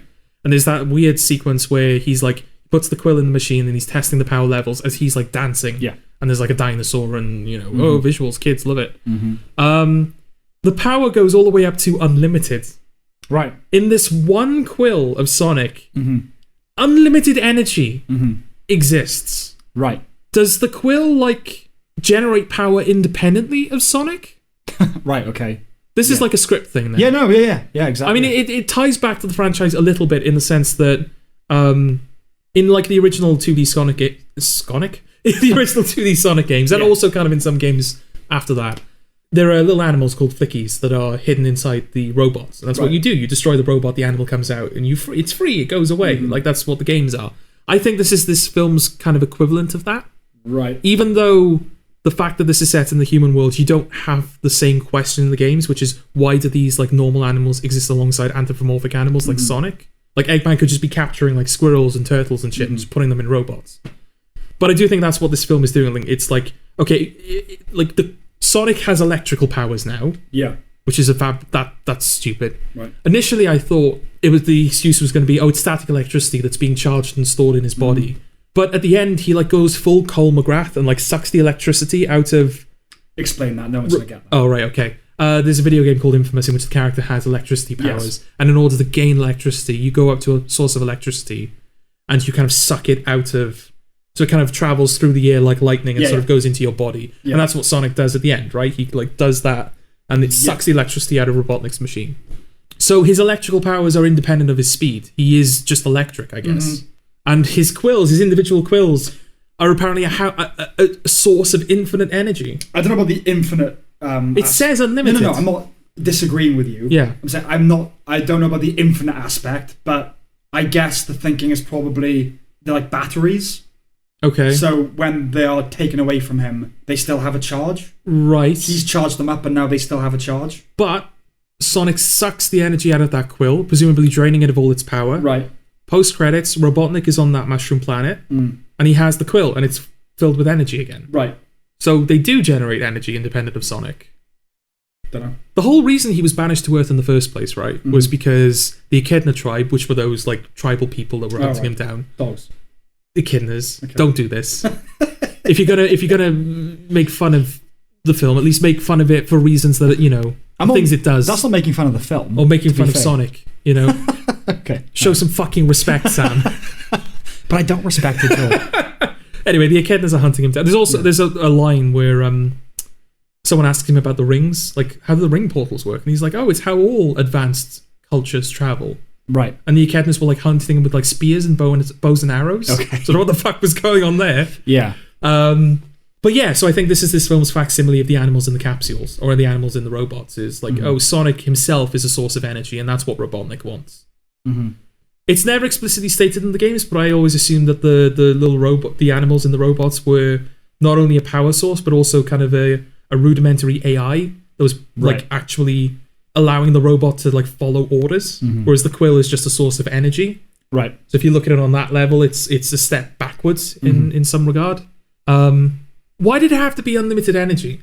Why isn't it just like, it has a lot of energy in it? Because if it's unlimited energy, like you just need one quill from Sonic, and the world has. We don't need oil. We don't need nuclear power. Just one quill from Sonic, and Sonic is like, I don't want. Because that's why he escapes, right? That's why he's banished by Longclaw to Earth. It's like, people want your power. You have this power. People want it. People can't have it. So Sonic is not willing to give up his like quills or anything. Because you don't. Is the implication that Robotnik is going to kill Sonic, or that the Echidnas are going to kill Sonic? What? When they're like shooting bows and arrows at him, is the implication that they're trying to kill him? I guess so, yeah. But all you need to do is just pluck a quill out of Sonic, and you have infinite energy forever. I mean, I think the one quill going up to unlimited energy. Yeah. Is it just supposed to be like, it's off the charts, we can't even read it? I think that's in the Looper territory of just. It doesn't matter. Okay. I'm not saying it makes sense. It doesn't. But I think that is in the territory of you're thinking too much about it. Okay. I think it does matter. Well, of course you do. Yes. But why I think it matters is because I think it presents a potential missed opportunity for this film to actually say something or be about something. Okay. I roll my eyes at environmental messages as much as the next guy. Not because I inherently disagree with them, just because they're everywhere. Right. You see a film, like a kid's film with an environmental message, and you're like, okay, another one. But it's Sonic the Hedgehog. Robotnik is the villain. Nature versus technology, it's fucking in the DNA of this thing. Okay. It's not the worst forum to have an environmental message. Right. The fact that he just has like this quill, the Robotnik just has this quill, that's just sort of it. They don't really do anything. What would the message be? Well, like, imagine like if Sonic had come to Earth.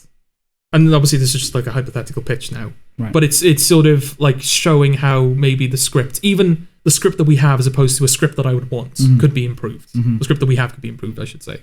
Imagine Sonic comes to Earth, and Earth is in the midst of an energy crisis. Right. We're running out of oil, we're running out of nuclear energy, like all of these sustainable things, they're not working out. This alien effectively shows up that is basically a battery. Yeah. It's this source of like infinite energy. And it's able to provide you with that energy without any real harm to itself.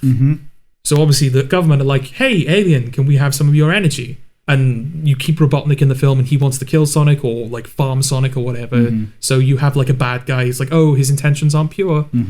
But Sonic... Oh, sorry, I just hit my microphone. That's probably going to show up. But Sonic is like, no, you can't have like a single quill. Right. You can't have any of my energy. Right. Does that become an instance where you're sort of asking the question, like, who's, like, Robotnik is in the wrong because he doesn't have pure intentions. But isn't Sonic kind of in the wrong that he's, like, able to help people, but he's unwilling to? That's, like, a slightly interesting angle you could have taken with this. Yeah, but not for the audience to which it's targeted. No, but, if you make a kid's film, it just has to be likable, right? Yes. I think this you could do something interesting with the government. Can we have your quill? Yeah, we won't even kill you. We don't need to. Just please give us a handful of quills. And then you've got a guy who wants to use the power for his own means. Yes. Yeah, there's something there, definitely. Yeah. And yeah, there's something interesting about Sonic saying no, and that being like an arc for that character, I suppose. It's kind of like in Toy Story 4. I do like Toy Story 4, but like when what's the name of the villain? I can't remember. The villain anyway. That doll, whatever she's called. She wants Woody's voice box. Yeah, but Woody won't let her have it. I guess the implication is it would damage Woody, like Woody would lose his voice, or maybe it would it would kill him. They'd have to kill him to get it. So he's resistant throughout the whole film, and then towards the end of the film, he goes, "All right, fair enough. You can have my voice box," and they just kind of take it out of him, and he's fine. Yeah. So you're left with the question of, oh, well, why didn't he give it to her? Yeah. She's harmed, because she does leave them alone. Yeah. The whole reason that she's pursuing them is because she wants the voice box. He gives it to her, she leaves him alone, and Woody's fine. Why did we have to go through this? Right. Know? And it is a bit like that. Presumably, I can't even remember what the original point was. What was it? That Sonic wouldn't give his quill to the government or to that sort of thing. Yeah, like it wouldn't hurt him. Yeah. The only thing stopping him is just like, oh, he doesn't want to. I guess you could argue like, oh, because Longclaw, I guess, was killed by the echidnas. Right. He's like, oh, people never have, like, humans don't have the best intentions. I have to stay hidden. And I guess that's how Tom would fit into the story, because Tom would be his sort of like, oh no, Sonic, people they're all right, good. Actually. Yeah. I don't know. I mean, good. Surely you take me as the example of what humanity should be. Yeah. You know? I think, yes, maybe. I think, again, for the audience, they wouldn't want that level of complication where a character is slightly morally compromised, because Sonic is never morally compromised. No, is it inherently complicated, or is it just that... It's not complicated in that it's... is it just easy to complicate it as opposed to it inherently being complicated? I don't mean a complication in the sense of you've muddled this, you've convoluted it, you made it difficult. Yeah. I just mean something that's not simple. Complicating something is literally just adding an ingredient that changes it, right? Yeah. Or adds to it. So I think for the demographic they were going for, so Sonic has just got to be likable, and we've got to like what he's... And I get that completely. It might be more interesting dramatically for that, but I think you'd have to do some legwork to convince us that there are like just reasons for him not giving his... Because him not wanting to is not good enough. Well, no, it's not that he wouldn't want to. It's that the closest thing he had to a parent was killed by people who wanted his power. Yeah. And now he's being confronted by people who want his power, so he doesn't trust them. Yeah, you've seen how power has been abused. Yeah, it's not. It's sort of like he's doing the wrong thing through ignorance, I guess. Not because he's bad or because he's selfish. And Tom, the function of Tom in that story would be, yes, Sonic has a friend. You can keep that whole thing about Sonic wanting a best friend. But he's also showing Sonic the good in humanity. You know? Yeah. Rather than just like, oh, Sonic likes him from the beginning, and that's it, really. Okay. Can I pose a question? Go on. So we've talked about, it's not necessarily like the best plot in the world. It is fairly basic bitch. Yes. Kind of thing. Given the age demographic that realistically they're going for, which would be definitively children. What is it? It's children. Okay. So you wouldn't, not even teenagers. Oh no. Okay. Not really. No. The fact that it's a PG and not a U does surprise me. Yeah, no, this is going young. Yeah. Oh, This is going. This is like Rocky and Bullwinkle level. Yeah. Do we think that is why the plot is quite so basic? Yeah. Yeah, and of course. that is why it is friendly person becomes friend. And it was probably like, oh, at the end of the day, we want to keep our plot simple so that the character has room to breathe. We can just have scenes in which Sonic is sitting in a car talking to Tom. Yeah. We don't want to be bogged down with the mechanics of a plot. Yeah. See, the thing is, again, for that audience, I like the simplicity of the premise. Okay. I thought, if you're doing a Sonic film, it's not the worst way to go about it. Yeah. Not taking into account the mythology, but this idea that he's accidentally dropped all those rings through it, and now that he has to travel to go find it with a friend. So that's not bad. Like, that's not terrible. Because then, to follow up, you've talked about 1, 2, and 3 being the main influence. Yes. Given that is the age demographic that they are going towards, realistically, is 1, 2, and 3 what those kids are going to know? Well, kids won't know it at all. No, but if they've been introduced to Sonic... Yeah. Is 1, 2, and 3 what they're going to know? Oh, okay. No, it's what their parents will know. I think kids will know... They'll be introduced to it in the fact that their parents might be like, oh, this is what I played when I was younger. But they're going to be more familiar with current Sonic. They're going to be familiar with Sonic Boom and like Sonic Mania, and granted, Sonic Mania calls back to 1, 2, and 3. But no, I don't think kids are going to be. I think 1, 2, and 3 appeal more to parents and like older Sonic fans. Yeah. Their nostalgia. Okay. But there are people who have nostalgia for the era that I have nostalgia for Sonic, and I grew up with like Sonic Adventure and Heroes, and well, not Sonic Adventure, but that era where it was like Heroes and Hedgehog and all that stuff. I don't have nostalgia for the 2D games. I found those later in life. Yeah, but that's why I was asking, is just whether, because I don't know whether, given who they're introducing it to, are they going to have been introduced to Sonic through their parents, ergo they're then going to end up knowing 1, 2, and 3. It's possible, but I mean, when was Sonic Adventure? Sonic Adventure came out in 1999. Like people who played it when they were younger probably have kids now. Yeah. In which case you would introduce Sonic Adventure to them as opposed to the 2D games. Right. I'm willing to accept that another problem is that the franchise, as of Sonic Generations, has become obsessed with nostalgia. I'm talking about the games now. Yeah. And it's always the same nostalgia for the same things, and it's exactly the same things that this film has nostalgia for. It's a Sonic the Hedgehog movie. You have to reference Green Hill. It's the first zone of the first game. I'm so fucking sick of Green Hill. Right. In the past 10 years, right? Green Hill has appeared in 13 games. Right. Like the majority of games that have come out in the 10 years, Green Hill has been in. Right. And maybe 1 or 2 of them have done something interesting with it. Like in Generations. Until then, Green Hill was just like, oh, it's, 2D sprites classic game. Was Generations brought it into the 3D era. And then Sonic Forces did like a post-apocalyptic Green Hill. Like some games have done something with it, but for the most part, it's just, oh, here is this thing again. Right. And that's another, and I'll admit, that's another reason, like, when I was annoyed that they went to San Francisco and there was not a single City Escape reference. It's like, just one. Right. Just one thing that isn't the same. And, okay, there's an argument to be made that City Escape has been referenced a lot as well. But I like the original games. I like Sonic 1, 2, and 3. Can we like something else for a little bit, please? I don't want to see the same shit all the time, Well, okay, so let's break the audience into 3 categories. There's its main audience, which is just children who won't necessarily have any knowledge about Sonic. Okay, yeah. Just, it's another cartoon character. Yeah. Then there's me and Eddie, who like films, adults, don't know anything about Sonic, just going to seeing it, Yeah. And then there's you. Yes. Just me on my own, is it? Well, you and, the die-hard fans. Okay. I think kids will like it, as I've already said. I quite liked it. I gotta say, I did quite... it didn't annoy me, and I didn't dislike it. But and you didn't like it in the way that you like, Parasite or something. No, I've said, in the context of not expecting brilliance. If you had the option to erase this film from existence... No. You wouldn't take it? No, I think it's alright. No. Okay. Well, I think it's okay. Okay, fine, alright. I think it's fine. I think kids will like it. Okay. And that's it. Kids would have also liked a good Sonic movie, though, Yeah, but I wouldn't...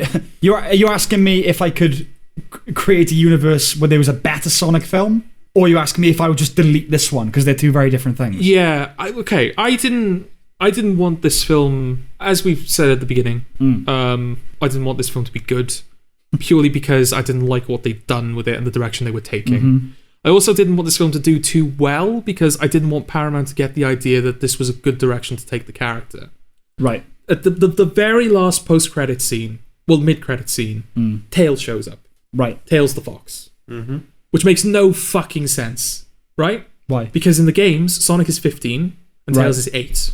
Okay. Which means that Sonic would have to have been at least 7 years old to at least know who Tails was when he was banished by Longclaw in the beginning of the film. He's clearly younger than 7. If they're adhering to that same If they're adhering to that. But that's the thing. They have to...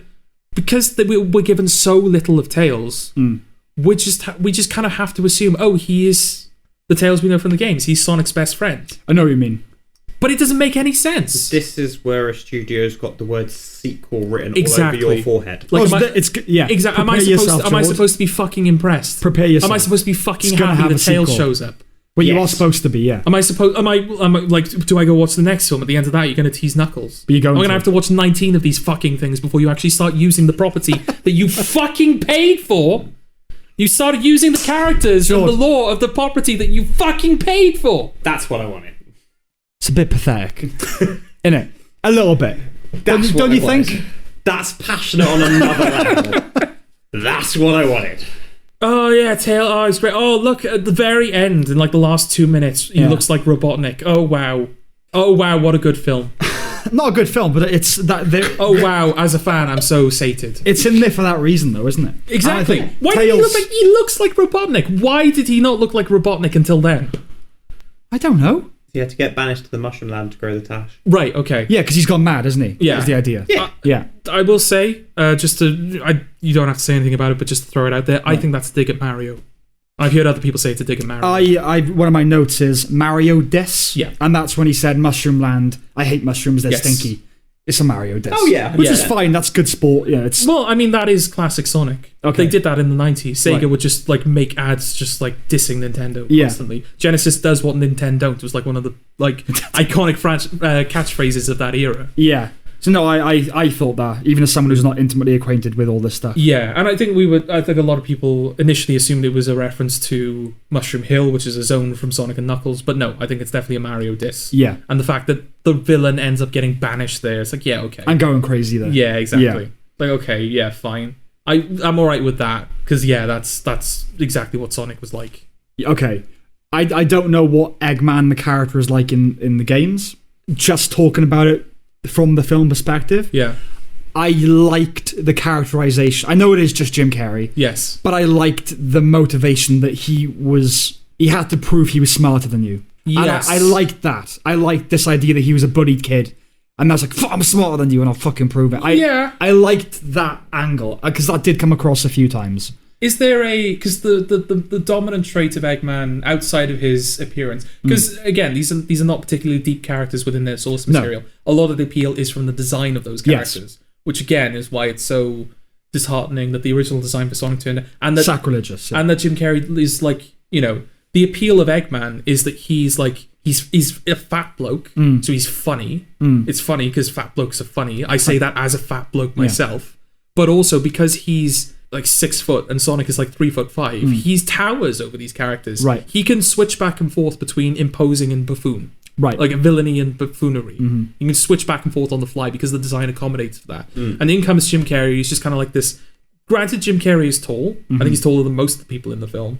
But he's just this kind of lanky guy with like coiffed hair and just like, yeah, that's you know, that doesn't offer the benefit of like. No, the good like those aspects of Eggman.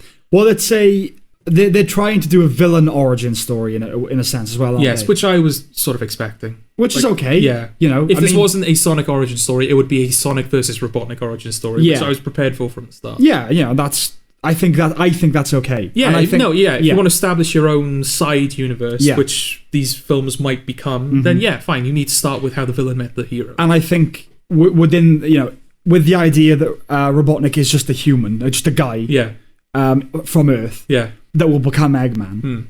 My assumption would be, obviously, he looks that way at the end. Yeah. In the sequel, he's probably going to be fat as well. Maybe. Just eating mushroom. I don't know. Having eaten all the mushroom. You know what I mean? It's going to be... He's not going to stay trim. And they're going to, you know, rotund him a bit. Yeah. Because there's going to be a sequel. Prepare yourself, George. And we'll get to that. In fact, I want to see how much money it's made. I think it's close to 100 million at this point. Is it? It's a lot. It's the biggest video game opening ever. I thought it was more than 100. I think they've said like, a sequel's not guaranteed at the moment, but we're well on our way to that. You know. Yeah. All I was going to say vis-a-vis Eggman was apart from his appearance, his dominant character trait is his vanity. Like he believes his own hype. Yes. And 113 million at the box office. Oh, there you go. From a budget of 81 to 95. It's getting there then. Yeah. So I suppose that's a nice inversion of that character. Whereas in the games, like, I'm hot shit, I believe my hype, I love myself, I look great. And then in the films, he thinks he's worthless. And so he's bolstering himself to... I suppose that's a nice thing to do with that character. Is that not sort of implicit in the games, though? That any character with a blustering bravado, it's from low self-esteem? I don't know, I never got the impression... No, I don't get the impression that Eggman has low self-esteem right, at okay. all. It's difficult because he's not... There aren't many human characters in the game, so there's nothing to compare him to. It's maybe not the right place to explore that. Yeah. But yeah, I think they definitely got the vanity down. Okay. But I liked that it came from a place of I'm intellectually superior to you. Yeah, and that's like if you're sitting in a writer's room, like, okay, how do we add some depth Yeah. to this character? Yeah. So he's not just a diagram of character traits. They actually like inform something about him. It's like, okay, fine. And Jim Carrey is fine. Yes. He's fun. He's not full Jim Carrey, but he's trying to get there, you know. Yeah. But no, I must hate this film, and I will go further into it. Okay. Out of curiosity, how far are you into your notes? Yeah. Well, we've been jumping all over the place is the problem. I feel like I've addressed the quills, I've addressed fandom, like the thing with the fandom, I've addressed the design, so that's 3 major sections gone. Alright, I've got 2 more notes on it then, so let me just throw those into the mix. Okay. It's not trying to be anything other than a family movie. And I did quite like that about it as a viewer. Considering that there are interviews in which Jim Carrey is clearly drawing parallels with Trump in his portrayal of Eggman, it's nice that the film has none of that in it. Yes. Yeah. Yeah. Yeah. And I liked that it just was kind of unpretentious then. Yes. It just, you know, it was what it was, and I did quite like that. I also liked, I don't know if you talked about this before, one of my big gripes in kids' films is when they make jokes for adults. Yeah. That if kids ask what it means, it puts the adult in an awkward position. Yes. I don't like that. Yeah. I just think you can put in things for the adults, but if the kid asks you about it, you have to be able to explain it. Yep.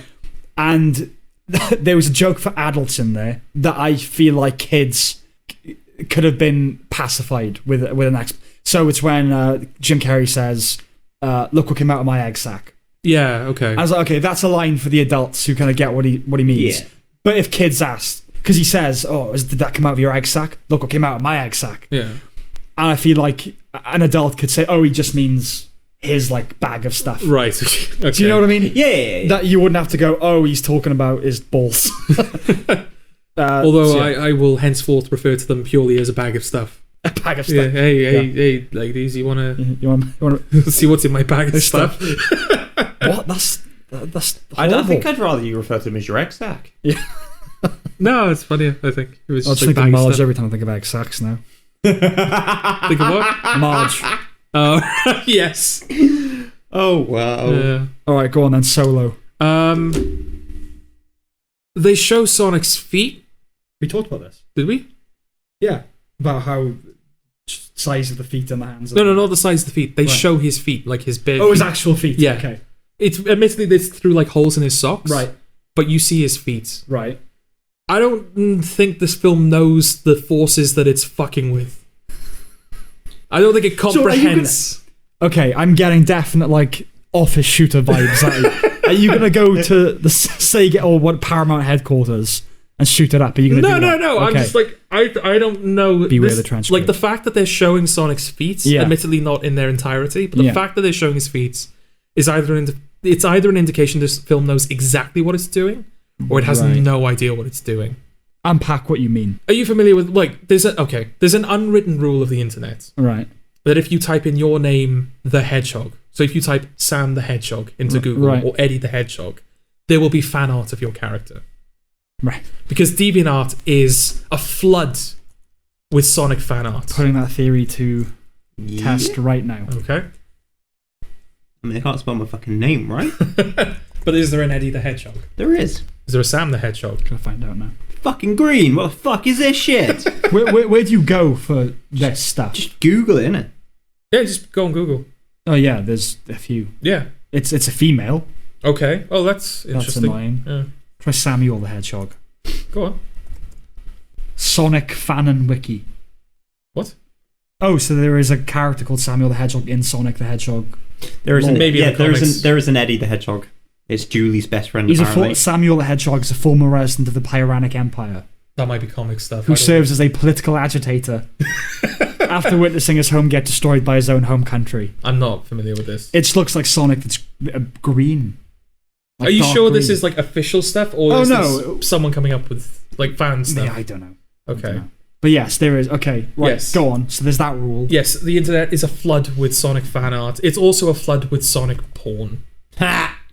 One of the features of Sonic porn is Sonic's bare feet, and I don't know if this film realizes. There was nothing for Ignatius the Hedgehog. Well, you're just being stupid now, Sam, aren't you? Go on.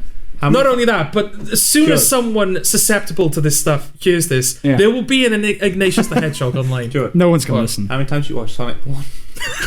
Have you ever watched Sonic? That's not. We're not answering that question right now. You've watched Sonic porn. Not answering that question. He's watched Sonic porn. Oh, that's fucking vile. Who did you bust one out over? What? Who did you bust one out over? Was it Eggman? Tails, huh? Tails is a he. Tails is a he. It's a she. It's voiced by a woman, but it's a he. It's a she. It's a young boy. It's an 8-year-old boy. That's what you like, innit? Okay. Go on. My point being, yes, there is a lot of Sonic foot porn on the internet. Right. Yeah. And I don't know if this film knows what it's doing by just showing his feet. I'm gonna go on a limb and say it doesn't. I'm gonna say that is 100%. It doesn't know that it's appealing to a certain market. And I'm not, again, the whole thing about, like you said, if someone's coming into a property to adapt it, they should be an outsider. Yeah. Like I don't know how deep, because I've grown up with this stuff. I don't know how deep into Sonic research you have to go to find this stuff. Yeah. But it's one of those things like, oh, maybe the writer should have been aware. Oh yeah, of the taboo that he was kind of stumbling upon. Yeah, don't get me wrong. When I say outsider, you're not gonna like this. But for instance, if we were approached to make a Sonic film, my thesis would delineate that I be the one to write and direct it, but I would need you as an advisor. Okay. Do you know what I mean? Okay. I think you still need the people who know in depth everything about it. Yeah. But it still has to be filtered through a kind of middleman. The comparison I've written is it's like Vor in Doctor Who. Vor. Have you been watching the new series of Doctor Who, Eddie? I gave up. Okay. Did you see Spyfall at the very least? Yeah. So you're familiar with Vor? It's the tech company that Lenny Henry runs, right? Yeah. Okay. Do you know what Vor is? No. Vor is, again, I think it's erotic fan art that is focused on people being consumed. Right. So it's people who get a sexual thrill from seeing people or from like avatars of themselves being consumed. Judas Philia. VOR, yeah? VORE. The company is called VOR, but Vor itself is VORE. I'm going to go on a limb and say Chris Chibnall didn't know what Vor was when he named Vor in Spyfall. No. And I don't think he gets the irony of a tech company calling itself Vor. Genuinely important question. Okay. How do you know this stuff? How do I know this stuff? Well, Vor, admittedly, I didn't know about. Right. Vor, I saw people in like comment threads. Okay. Going like, oh, Vor, you fucked up there. Right. So I researched them. Was like, oh, okay, yeah. Okay. Yeah, you probably fucked up there. What about Sonic porn? Well, like I said, I grew up with that stuff. This is stuff you just stumble across. You grew up with Sonic porn? No, I didn't. I grew up with Sonic. No, I genuinely don't know what you mean. I grew up with Sonic. Right. And you just find this stuff. You eventually, you just find like the DeviantArt unwritten rule of the internet. You find like people who were a little too into Sonic and all that sort of stuff. But as I say, I don't know how far into it you need to go to get to that layer. Yeah. And that's something that, maybe the writer should have been aware first. Like, you sure you want to show his bare feet? But that's kind of, in a way, you're saying you don't really know how kind of prevalent that is, how low level that stuff is. Yeah. How in depth you'd have to be. Because I know that's not something that's exclusive to Sonic fans. I know that people who generally live on the internet know of this. But this is my point. Which kids do nowadays. If you're going to make a Batman film, they just, by law of averages, there are people out there who obsess over Batman porn. Yes. Fetishize anything. There's always someone to fetishize something. Yeah. The question is how prevalent is that stuff? If, for instance, you're making a My Little Pony film. Oh, yeah. That's mad. Like, I know about that. Yeah. What are they called? Bronies, right? Bronies, that's it. Yeah, so it's a question of how low level or high level is that stuff. Yes, but I think it's the fact that his feet are usually something that people fetishize over. His feet. His feet specifically. Okay. His bare feet. Yeah, because they're the source of his power, aren't they, in a way? I think so, yeah. Well, yeah. I don't know, because there was Sonic Labyrinth, I think it was called. There was a game in which Sonic was given a different pair of shoes and he couldn't run fast anymore. Oh, so it's the shoes. That implies it. Right. But no, I do think it's a natural ability that he has. Okay. It's just the Labyrinth contradicts that. But it's an 8-bit handheld, so it's not, important. Should we talk about the song that's used in the film? If you wish. Sorry, you mentioned Vor porn, so I'm... you're checking out Vor porn. I was researching. How are you finding it? No, as in, I legitimately... researching what the fuck it is. Okay. Yeah, how are you enjoying it? No. Okay. Not in the slightest. All right. So, the song. Yes. It's not even good as a rap song. Okay. That's what I will say. I don't know what it says in terms of the context of Sonic at all, but it's not, in terms of like general rap, general hip-hop, it's not a good song. You've got 4 rappers on it, 3 of which are fairly well known. Yeah. And I would argue that none of them bring any real contribution to it. And I don't even mind Wiz Khalifa. Like, he did the song To You Again, which was in Fast and Furious 7, which I think most people know. Yeah. I mean, I know of it. I don't think I've actually listened to the song. Well, yeah, but it was a well-known song when it came out. Right, he's done that. He's done a few other things which I've like listened to and stuff. Like, he's generally not bad, but this is bad. Okay. Are you saying that as someone who likes music or as someone who listens to this type of music? As someone who, I suppose, in that regard, both really, because I like music and I do listen to that kind of music, and I like weird rap sometimes. Like, is that the official name of that subgenre? Weird rap. No, but stuff that, like, I played you some of the stuff from the Birds of Prey soundtrack, and you were like, and I was like, fine. Yeah. But that, you know, I like certain shit like that, and then I sort of listened to this and went, nah, this is bad even for rap. Right. Okay. And that was like my first thought. So yeah, like why they went with a hip hop rap song in the first place, I don't really quite understand. I think it's the same reason that Jim Carrey was cast. I think they're really trying to play up the 90s-ness of Sonic, and rap was big in the 90s, so we'll make a rap song, you know? I mean, bear in mind, like, Gangsta's Paradise was used in the first trailer, and the only parallel you can draw is that it's a thing of the 90s, you know? Yeah, I suppose. Honestly, the song hasn't entered my consciousness.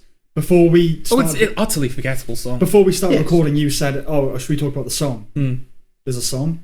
Yeah. Genuinely, I knew, obviously, they play a song over the credits, but it didn't even, like, enter my brain as being a thing. Yeah. It's just music, just stuff happening. Yes, yeah. I honestly don't know, I can't remember it. I don't know what it sounds like. Yes. So I have no opinion. Okay. Nothing. Okay, I don't like it. I think that...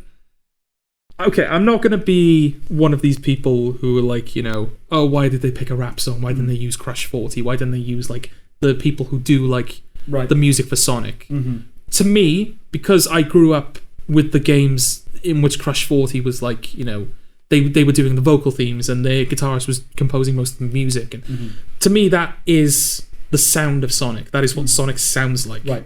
But the franchise has also dabbled in, like, jazz, rap, orchestral. It's done loads of stuff. And if your approach is, okay, we want to do something specifically 90s, and people think of rap when they think of the 90s, it's like, okay, sure, all right. I don't inherently. I think of pop punk when I think of the 90s. Yeah, there are other genres that were prominent in the 90s, but would the general public think rap? Do you think? What was like the 90s genre? Yeah, if one genre were to represent the 90s, grunge. I'm not saying it was the most popular. No, that is true, actually. I'm not saying it's the most popular thing. Actually, no, Nirvana were like the biggest thing Everyone ever. thinks of Nirvana. Yeah. No, So, for me, again, but it's sort of based on the music I like. Yeah. I know, like, NWA were 80s, but then big in the 90s as well. Yeah. And, like, Run DMC and stuff. For me, when I think 90s, I think grunge and I think Britpop. Okay. I think Oasis. Grunge a bit. Well, I was going to say grunge might not be appropriate for Sonic. Britpop might. Yeah, I think for Sonic, as we refer to Rad Rock. That's what you want for Sonic. Yeah. Yes, that's what I want, and I think that's what a lot of people who know Sonic would want, because that is the iconic sound of that franchise. I completely agree. But I'm not like, you know, vehemently opposed to it not being a rock song. No, and I don't think they're gonna commission a modern band to create that kind of song. I just don't think they would do it. No. They've just created something they think will be popular. What's currently popular. Something that can go in the charts. Yeah, exactly. You know? Which it didn't. Because it's such a weak song. Yeah, again, no memory. No memory of the song. Nothing. One of the things that annoyed me about it was, like, one of the first sound effects they play as, like, a sample is, like, that stock arcade machine sound effect that plays in, like, Edgar Wright movies. Yeah. Oh, is it just because, like, video games, so we'll put in, like, an arcade machine because it's about a video game character. You know? Yeah. And it annoyed me that the lyrics, much like the film, they were just kind of... They only dealt with, like, the most surface aspects of that character. It's like, oh, he's fast. The song is, like... It's just like, oh, I'm fast. I have a friend called Tails, I'm fast. That's basically the lyrics that we're working with here. There's no like vocal themes for the games. They'll like capture the spirit. They'll try and capture like the spirit of the story or like the tone of the story, or they'll kind of like, you know, they're not like complicated and they're not abstracted lyrics. They haven't like abstracted the game and like, okay, we'll you know, but they're not just like, hello, I'm Sonic, I'm fast. Right. And that, again, I don't know whether that's just a case of Wiz Khalifa doesn't know anything about Sonic other than he's a video game character. What's the best Sonic song? Oh, fuck. Lyrically, I have no idea. Because I want to know what you're comparing it to. Okay. Because at the end of the day, I don't know much about Sonic, but if you're doing a song about him, what can you really do? Other than he's fast. You know what I mean? Like, what else can you really say? I don't know. I suppose I could direct you to... Direct me. I mean, granted, Sonic Boom, which I think was the first ever vocal theme, is very basic lyrically. Right. But like the Crush 40 stuff, so like Open Your Heart, Live and Learn. Open Your Heart. What I'm made of. Lyrics. As I say, they're not like sophisticated or complicated, but they're not I am fast. Okay. You know? Thunder, rain and lightning, danger, water rising, clamour, sirens wailing, it's such a bad sign. You've only read the first bit. Shadows of dark creatures, steel clouds floating in the air, people run for shelter, what's going to happen to us? There's no rhyme, it's winding me up. All the steps... Crush 40 are masters of rhyming stuff that doesn't rhyme. Okay. All the steps we take, all the moves we make, all the pain at stake. I see the chaos for everyone. Who are we, what we can do? Sorry, I thought you started drifting into every breath. You and I are same in the way that we have our own styles that we won't change. Yours is filled with evil and mine's not. There is no way I can lose. Do you want to give me another example, Joel? Should we? Well, you haven't read the chorus. That is the chorus, isn't it? No. Can't hold on much longer, but I will never let go. I know it's a one-way track. Tell me now how long this will last. I'm not going to think this way, nor will I count on others. Close my eyes and feel it burn. Now I see what I've got to do. Is this a song about a urinary tract infection? No, it's not. Okay. It does sound like it. Live and Learn. Live and Learn. That's maybe the most iconic vocal theme. The most popular vocal theme as well. Live and Learn. It's definitely always shit, isn't it? Sorry, John. Well, it was Sam's face, wasn't it, that sort of betrayed... No, I haven't seen him. Oh, okay, right. Can you feel life moving through your mind is the opening line.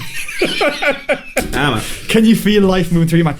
Ooh, looks like looks like it came back for more. Yeah. I'm not being funny, Jord. I don't think you should be saying, the lyrics aren't doing justice to what No, I'm not saying that. I'm saying that they're at least like they're not. It's not as if they've gone on Wikipedia and just Googled facts about Sonic and that's your lyrics. No, right. You spent 5 minutes on rhymezone.com. Ooh, looks like it came back for more. Yeah. Can you feel time slipping down your spine? Oh, you try to ignore, yeah. But you can hardly swallow your fears and pain. When you can't help but follow, it puts you right back where you came. Live and learn, hanging on the edge of tomorrow. Live and learn from the works of yesterday. Live and learn if you beg or if you borrow. Live and learn, you will never find your way. Whoa, yeah. How has that not been a number one hit? Which is described in the lyric, on the lyric page, as an ad-lib. Oh, is it? Yeah. Okay. Yeah. A potential problem. Very quickly, is that a musical expression? What? Thinking about it. Oh, you got chorus, pre-chorus, verse. Isn't ad-lib just like people going, yeah? Yeah, probably. Oh, okay. All right. I don't know if that's the official name for it, but it's definitely a thing that happens. A potential problem of me like being so protective and kind of, not necessarily protective, but being so like, oh, this film is shit. It doesn't like, it's not Sonic. It's not my Sonic. Sonic is not high art. No. Sonic is most of the time not even good. No. It's not as if we're dealing with like, it's not as if they've remade Lost and turned it into some schlocky, boring. Yeah. Or, they remade Breaking Bad and turned it into like a run-of-the-mill like family comedy or something. I gotta say, we were talking about Naked Attraction and feeling that anticlimax when her date was just moving back to Italy. So like all that time is spent. They've sat through all that to hear you say Sonic's not even really that good most of the time. It's a bit rich. 4 hours in. You're like, you know what? That all said, it's alright. No, but no. I can't... I don't want that to be used as a weapon. I don't want that to be used to invalidate everything that I've said. But it's really good. No, the fact that, like, oh, he's defending it so, like, oh, he's treating it as if it's, like, this precious jewel of, like, yeah, Sonic is important in the pantheon to you. No, in the pantheon of video gaming. Right, okay. As a property. Right. As a franchise, Sonic is important to the history of gaming. Right. He's important to people as well. Right. Myself being one of them. Mm-hmm. But yeah, I'm not going to pretend that he is, like, the pinnacle of, you know, what video games and what art is capable of. Mm-hmm. He's not. No, it's Mario, right? It's Mario is better. Mario is better. Sorry, I was going to say, I do quite like the idea, though, that they've sat through this entire podcast just for him to go, it's the shit. Well, no, like there are whole Sonic games in which the appeal of them is, oh my god, look how terrible this is. Right. You know? Okay. But there are also Sonic games in which they're genuinely, like, great. You know? Right. But the franchise as a whole is a little bit like, I think one of the appeals of Sonic is just like, you know, there's nothing else like this. Right. It's just doing its own thing. It can be great, it can be bad, it can be fascinating. It's never dull, you know? Okay. And yeah, I have a lot of, like, nostalgia, and I have a lot of affection for games that, you know, you played Sonic Heroes not so long ago. Yeah. I consider it to be my favorite game of all time. Do you consider it to even be a good video game? I found it dull. Okay. Yeah. So yeah, I clearly am somewhat biased. A smidge. A smidge, Yeah. if you will. You dived into that fandom head first, off the ship. You volunteered to walk the plank. But this isn't a reason to, like, you know, a run-of-the-mill boring movie came out. Oh yeah, that's fine for Sonic. What do you mean? Like, I don't want people to just look at this, like, you know, Sonic, and look at me being like, oh, you know, they did this wrong, they didn't utilize this aspect. Right. And going, well, it's Sonic, who cares? Right. It's like, well, no, don't go in with that attitude. That's the same attitude that got us this shit film in the first place. Paramount executives looking at Sonic going, oh, Sonic, it's just a thing that exists, but it makes money. Let's just, I don't know, make a boring film out of it. Right. So when people come out and say, oh, it's a boring film, and you got people going, oh, well, yeah, but it's Sonic. Okay. Like, it's not high art. What can you do with Sonic? It's like, but are we just not willing to even, like, entertain the possibility that you can do something more with this than what has been done? You can turn anything into something good with the right approach. Yeah. Absolutely anything. Bottom of the barrel. Oh yeah. Trash. Yeah. Can make a good film. Yeah. We're not saying that at all. But I will say I don't watch YouTube critics or anything like that. It just doesn't interest me. I watched I've been watching other things that have led to people reviewing Sonic. I'm kind of interested to see what the YouTubers are saying about it. And I've seen a few hardcore Sonicers say that this is good. I can only assume they are either lying or they are wrong. No, one guy said, well, he was obviously wrong, but he said, if you love Sonic, you're going to like the film. Obviously, he was wrong. Yes. But he said the lifelong Sonic player, all the rest of it. And his expression was, for Sonic, it's pretty much the best you're going to get out of a film. No. And until proven otherwise, I have to exist in that I'm willing to presumption. prove people otherwise. I just don't have the platform to do so at the moment. You're not the right guy to make a Sonic film. I'm sorry, John. No. You're just not the right guy. There's too much. But I also want to say, like, you know, I said, like, oh, he's wrong. It's like, no, I don't want to be that guy. I don't want to be that guy. It's like, oh, you don't. I don't like this film. You do, therefore you're wrong. I don't want to be that guy. Right. Nothing else. I just want to throw it out there. Say, I will say this. You say obviously he's not the guy to make Sonic. Whether they make a better Sonic movie than this at some point or whatever, I don't think you're going to like it. Yeah, I don't think they can make a film that you're going to like, to be honest. I disagree. I think there's certainly the opportunity. And, like, this is going back to a much earlier point, but me saying that I didn't want this film to do well because I didn't want Paramount to think that this was the way to take this. Like, oh, we'll just do that film again. We'll just go in this direction. I can only hope that now that, like, the film is doing as well as it is, and I like to think that one of the reasons this film is doing so well, other than the fact that it's out in February and it has no real competition, and other than the fact that Jim Carrey is in it, and other than the fact that it had an interesting marketing run, I like to think that just the popularity of Sonic alone was kind of pulling people in. I like to think that the brand itself is reason for people to go see it. I disagree. I'm not saying it's the main reason. I like to think that it's a noteworthy contributing factor. There are obviously people who like Sonic that are going to see it because they like Sonic.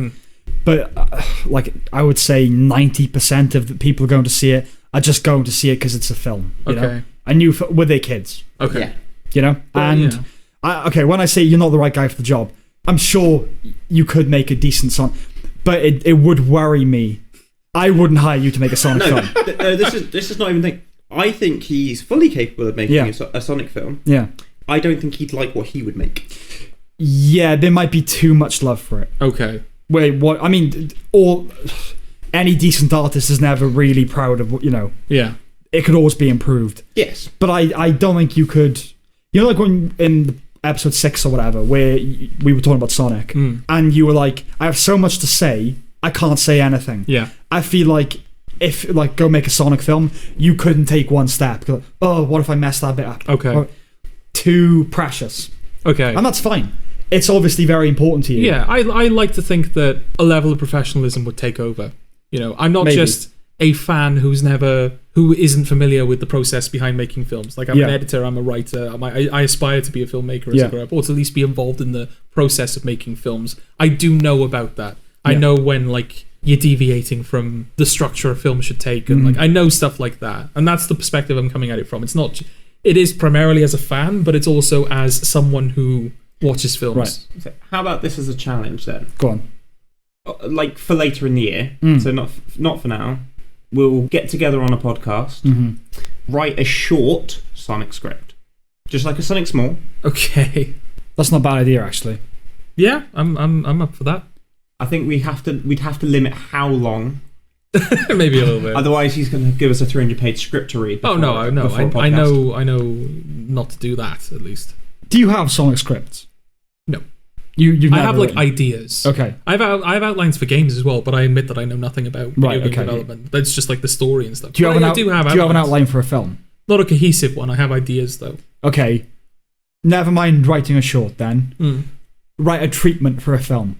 Okay. Yeah. So not scripting a film, 3-4 pages where you're prosically outlining the film. Okay. And we will go over it on the podcast and we will critique it as we go along as fellow writers. Yeah. Okay. That's not a bad thing to do, I think. Yeah. And then maybe we all do it as well as people who have no clue about the mythos. Because then if we do it, I've got to research. Yeah. I've got to research. Got to keep researching that Sonic porn. Have you ready? Damn it! Been caught out. That's a Dutch. We've heard. I just write Sonic porn. Yeah. Okay. It feels like this is around the time we should be bringing this to a close. Yeah. Now, I'm not going to lie. So I will try and... Getting quite tired now. Okay. I apologise if there are any threads left hanging. I don't think there are. Okay. In terms of the song, like I said, I think it's very... The reason I went on that tangent about Sonic not being high art is because, those lyrics are cheesy and the songs are cheesy as hell. They're rad rock. You get... when you stop to think about it, it's this is ridiculous, but you get caught up in the momentum of it, and that's part of the appeal of Sonic is, I guess pun intended, being caught in the momentum of it when it's at its best. But it is just who's popular at the moment? Wiz Khalifa? That's obviously why they've done it. And they're not they seem to have made the film and just sort of oh, that's it now. Sorry, they've made the song and was oh, that's it. Yeah. We made a music video, we made a song, we're kind of done now. It's weird that you wouldn't incorporate them into the marketing push for this film, because I'm sure you can be sure that Billie Eilish is going to be part of the No Time to Die marketing, right? Well, in what way? She's going to be she will be on talk shows in the run up to the film's release, performing that song, and people will talk about it.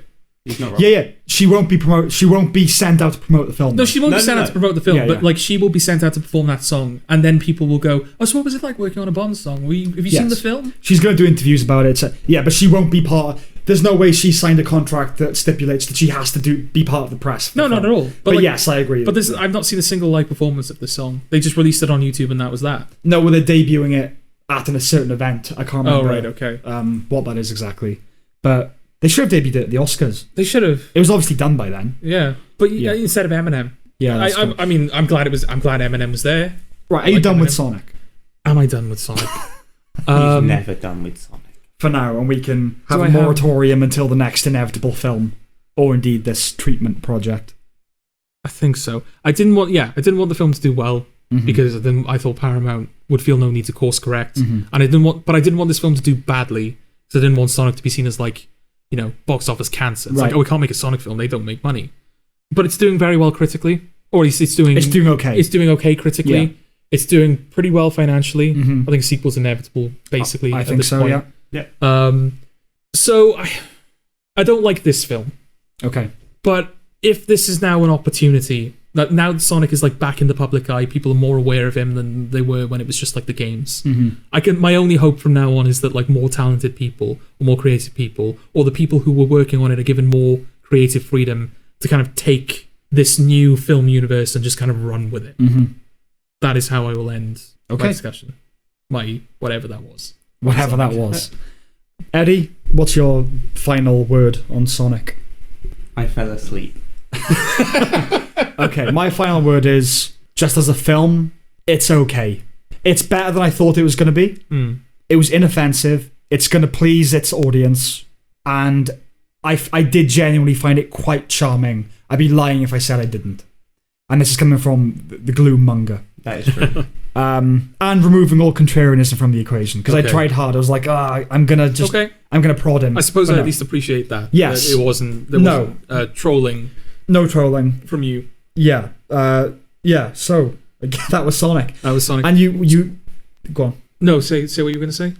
Well, I just wanted to end on, because you brought up Eminem at the Oscars. Oh, okay. In that case, do you want me, very briefly, to explain my line that started this all?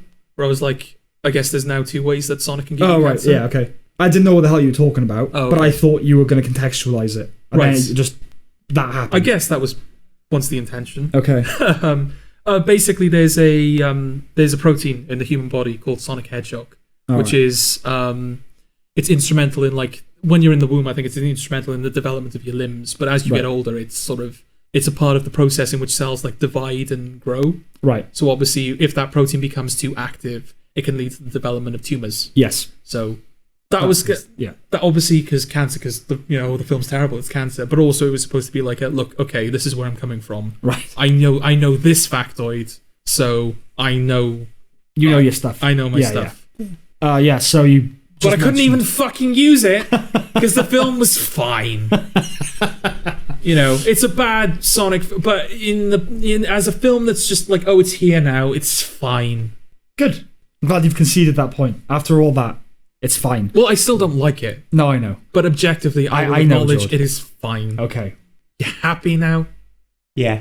I guess. I suppose. At least one of us is, or two of us are.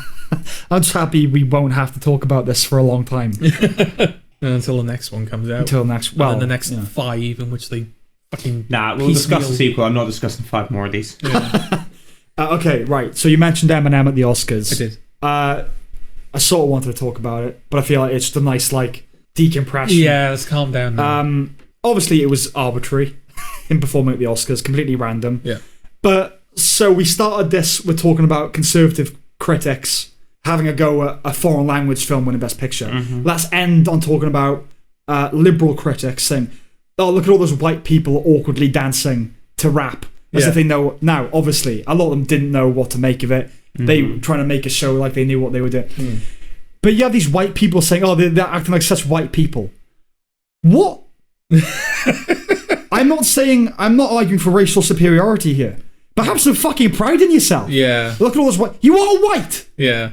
You're white. I'm done. Yes, fair enough. Did you want he won't out anger me? Oh no. I just thought. Yeah, I guess you had your moment. Yeah. I'll throw mine in. Eddie, get angry. Get angry about something. What makes you angry? No. Sam, play. What's it called? Let It Go. Play Let It Go. Get him angry. What? No. What's Let It Go? Frozen. Oh, the song. Yeah. Let it go. Let it go. Let it go. All right, shut the fuck up.